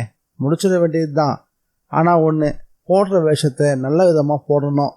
நீங்களும் சந்தேகப்படக்கூடாதுன்றதுக்காக தான் நிஜமாவே ஒரு சர்ப்பபலி யாகத்தையே நாங்கள் நேரில் போய் பார்த்தோம். ஓஹோ, அதில் நிஜமாக பாம்புங்க வந்துதா என்ன? அவர் கேட்டார். அதை யார் பார்த்தா? அதான் எதையுமே பார்க்க முடியாதபடிக்கு சாவித்வாரம் உட்பட எல்லாத்தையுமே அடைச்சிட்றோமே. அப்போ எங்கே அப்படின்னு கேட்கவும், இது ட்ராமானாலும் கொஞ்சம் உண்மையான ட்ராமா தான். நாங்கள் எந்த ஒரு மந்திரத்தையும் தப்பாக கூட சொல்லலை, எல்லாத்தையும் ரொம்ப சரியாக பண்ணியிருக்கோம். எதையும் நாங்கள் விடவே இல்லை. சொல்லப்போனால் ஒரு சர்ப்பபலி யாகத்தை ரொம்ப சரியாக பண்ணியிருக்கோம் தான் சொல்லணும். ஆனாலும் நீங்கள் எங்களை கண்டுபிடிச்சிங்க பாருங்கள், அதுதான் மிகப்பெரிய ஆச்சரியம். போதும் போதும், இதோட இந்த பேச்சை விடுங்க, நீங்கள் கிளம்புங்க. விநாயகத்தை வேற நான் கழுத்து நெரிச்சு கொண்டுட்டேன். இன்னைக்கு ராத்திரி பாம்புங்க வரும்போது தான் அவனை பாம்பு கடிச்சிருச்சுன்னு சொல்லி எல்லாரையும் சமாளிச்சாக்கணும். மூச்சு விட மாட்டோம்னாங்க. நீங்கள் கவலையே படாதீங்க. கல்லனுக்கு கல்லன், இந்த நம்பிக்கையும் நேர்மையும் தான் ரொம்ப ரொம்ப முக்கியம் இல்லையா? அந்த 4 பேரும் சேர்ந்து ஒரே குரலில் சொன்னாங்க. அப்போது அடுத்தடுத்த கடத்தல்லையும் உங்கள் தயவனை எதிர்பார்க்கலாமா? நிச்சயமா, 4 பேரும் உறுதி சொன்னாங்க. உங்களுக்கு எது வேணுனாலும் சரி, நீங்கள் நேரில் வாங்க, பாம்பெல்லாம் விடாதீங்க என்ன அப்படின்னு கிண்டலாக சொன்னார் நல்லமணி பிள்ளை. சேகருக்கு ஒரே ஆச்சரியம், அதிர்ச்சி. ஒரு கார் கிளம்ப தயாராக இருந்துச்சு. டிரைவிங் சீட்டில் நல்லமணி பிள்ளை, உள்ள நம்பூதிரிங்க 4 பேரும். இல்லை, அந்த வேஷத்தில் இருந்த 4 கஸ்டம்ஸ் அதிகாரிகளும். காருக்கு வெளியில் சேகர், மாப்பிள்ள இருங்க, இவங்கள ட்ராப் பண்ணிட்டு வந்துடுறேன். ராத்திரி எல்லாரும் கண்ணை கட்டிக்கிட்டு படுக்கணுமா சொல்லியிருக்காங்க. எல்லாம் ட்ராமா தானே மாமா, யாரும் இல்லைன்னா. ஆனால் ஆத்திரத்தில் அந்த விநாயகத்தை கொண்டுட்டனே, ட்ராமா தொடர்ந்து பண்ணாதான் பழிய தூக்கி நம்ம பாம்பு மேலே போட முடியும் சொல்லிக்கிட்டே காரை கிளப்பினார் நல்லமணி பிள்ளை. கார் சீறிபடி பாஞ்சது. அதை பார்த்துக்கிட்டே நின்னா சேகர். ரொம்ப நேரம் பார்த்துட்டு திரும்பினான். அழகம்மை வீல் சேர் தள்ளிக்கிட்டு வந்தா. ஏன்பா, கடைசி வரையில் ஹோமத்தில் தங்கத்தை போடவே இல்லையே, இப்போ அவங்க எங்கே போகிறாங்க? இனி பாம்பு தொல்லை இருக்காது தானே? அழகம்மை என்னாச்சு என்ன கேட்டாங்களோ அதே தான் சந்தியாவும் அப்படியே கேட்டா. உண்மையை சொல்லிடலாமா? சொன்னால் இவங்க தாங்குவாங்களா? கேள்விகள் சேகருக்குள்ளே புரண்டு எழ ஆரம்பிச்சது. அதே சமயம் கார் நல்ல வேகத்தில் போயிட்டு இருந்தது. காருக்குள்ளே ஒரே சிரிப்பும் குமாலமுமா இருந்துச்சு. நடுவில் திடீர்னு பிள்ளையோட இடுப்பருகே ஏதோ வழவழன்னு தென்பட்டுச்சு. நல்லமணி பிள்ளை, என்னங்க நீங்கள் இடுப்பில் கையெல்லாம் வச்சுக்கிட்டு அப்படின்னு நெளிஞ்சாரு நல்லமணி. கையா? நானா? அப்படின்னு பக்கத்து சீட்டில் உட்காந்துட்டு இருந்த பாம்பன் கட்ட நம்புதிரை நடித்த அந்த கஸ்டம்ஸ் அதிகாரி. அந்த அதிகாரியோட பார்வை நல்லமணி பிள்ளையோடைய இடுப்பு பக்கம் போச்சு. அங்கே நல்ல நீளமான ஒரு கார்கோட நாகம் நெரிசல் தென்பட்டுச்சு. அதை பார்த்ததும் அந்த அதிகாரி ஐயோ பாம்பு அப்படின்னு கத்தினாரு. எங்கய்யா? பிள்ளை கேட்டுக்கிட்டே பக்கவாட்டில் பார்த்தாரு. 2 பேருக்கு இடையில அந்த நாகம் இந்த ரெட்டை நாக்கை நீட்டபடி ரொம்ப சீற்றத்தோட படம் எடுத்தபடி எழும்பி நின்றுச்சு. அதை பார்த்ததும் பிள்ளை ஐயோ அப்படின்னு பதறியபடி ஸ்டேரிங்கை கண்டபடி திருப்ப ஆரம்பிச்சிட்டாரு. சாலையோரமாக ஒரு அரக்கத்தனமான ஒரு புளிய மரம், அதில் போய் வேகமாக அந்த கார் மோதவும் செஞ்சுது. மோதன வேகத்தில் கார் நசுங்கி செதஞ்சு போச்சு. அங்கேயும் இங்கேயும் சாலையில் போயிட்டு இருந்தவங்க எல்லாருமே இந்த விபத்தை பார்த்துட்டு ஓடோடி வந்தாங்க. கார் மோதன வேகத்தில் காரோடைய கதவுகள் எல்லாம் பிஞ்சி வெளியே போய் விழுந்திருந்தது. அந்த 4 பேரோட சேர்ந்து நல்லமணி பிள்ளையும் ரத்தமும் சகதையுமா பிசைஞ்சு போய் வெளியில் வந்து விழுந்து கிடந்தாரு. அதுவும் உயிரே இல்லாமல். விநாயகத்தோட உடம்ப போலீஸில் ஒப்படைச்சிட்டு நல்லமணி பிள்ளைக்கு மேலே ஒரு கம்ப்ளைண்ட்டையும் பதிவு பண்ணிட்டு ஒரு காரில் திரும்பி வந்துக்கிட்டு இருந்தான் சேகர். கூடவே கலைஞர் விழிகளோட சந்தியா. சட்டப்படி நான் செஞ்சதில் தப்பில்லையே சந்தியா. சந்தியா அமைதியாக இருந்தா. சந்தியா, உன் வேதனை எனக்கு புரியுது. வேடிக்கை பார்க்கவும் ஒத்துப்போகவும் என்னால் முடியாது. முடிஞ்ச அளவுக்கு நான் ஒரு நல்ல மனுஷனாக இருக்கிறதா முயற்சி பண்ணிக்கிட்டு இருக்கேன். அந்த சமயம் அவளுடைய கைகளை பற்றினா. சேகர், நான் அவளை பாராட்டுறேன். ஆனால் அப்பா எப்படி தப்பிச்சிருவாரு? அவளை சாமர்த்தியை பற்றி எனக்கு நல்லா தெரியும். பழி உங்கள் மேலே திரும்பிட்டா என்ன பண்ணுறது தான் நான் கவலைப்படுறேன். அதையும் பார்ப்போமே, நீ எனக்காக நிற்பியா? அவன் கேட்கவும், நான் நின்று என்ன பிரயோஜனம்? அந்த தெய்வம் தான் நிற்கணும் சேகர். விசும்பலோட கண்ணை தொடச்சிக்கிட்டா சந்தியா. கார் வளைஞ்சு திரும்பிச்சு. எதிரில் ஒரே கூட்டம். காரை பிரேக் அடித்து நிறுத்தினா. என்னப்பா கூட்டம்? ஒருத்தர்கிட்ட கேட்டான். ஏங்க, ஒரு ஆக்சிடெண்ட். நம்ம ஊரில் நலமணி ஐயா இருக்கார்ல, அவருடைய கார் தான் ஆக்சிடெண்ட் ஆகி கிடக்குது. அதில் வந்து எல்லாருமே செத்து கிடக்குறாங்க. சேகரும் சந்தியாவும் வாரி அடிச்சுக்கிட்டு இறங்கி கூட்டத்தை குடைஞ்சி உட்பக்கமாக போனாங்க. கார் தலைகீழ கவிழ்ந்து கிடந்தது. அந்த காரை பார்த்தாங்க. எப்படி நடந்துச்சு? 2 பேருக்குள்ளேயும் மிகப்பெரிய ஆச்சரிய குறி. பதில் தெரியாதபடி தத்தளிக்கும் போது தான் திறந்து கிடந்த கதவு பாகத்தில் இருந்து ஓசப்படாம அந்த கார்கோட நாகம் அங்கிருந்து நகர்ந்து போச்சு. கூட்டம் கண்களை காது வரைக்கும் விரிச்சுது. கொஞ்ச தூரம் வரைக்கும் போய் அது நின்று கொஞ்சம் கூட பயமே இல்லாமல் சேகரையும் சந்தியாவையும் திரும்பி ஒரு பார்வை பார்த்துட்டு சரசரன்னு ஊர்ந்து பக்கத்தில் இருந்த புதரில் போய் மறைஞ்சும் போச்சு. அது வரைக்கும் கும்பிடாத சேகரோட கைகள் நிஜமாவே நிமிர்ந்து எழுந்து குவிய ஆரம்பிச்சது. சந்தியா அவருடைய காதோரமா தெய்வம் நம்ம பக்கம்தான் இருக்கு சேகர் அப்படின்னு சொன்னா. இந்த நாவல் உங்களுக்கு பிடிச்சிருக்கா இல்லையான்றதை மறக்காம கமெண்ட்ல பதிவு பண்ணுங்க. நம்ம சேனலுக்கு நீங்க ஃபர்ஸ்ட் டைம் வந்திருக்கீங்கன்னா சப்ஸ்கிரைப் பட்டனை ப்ரெஸ் பண்ணி நம்ம சேனலுக்கு சப்போர்ட் பண்ணுங்க. மீண்டும் மற்றதொரு புதிய நாவலில் சந்திக்கலாம். By guys.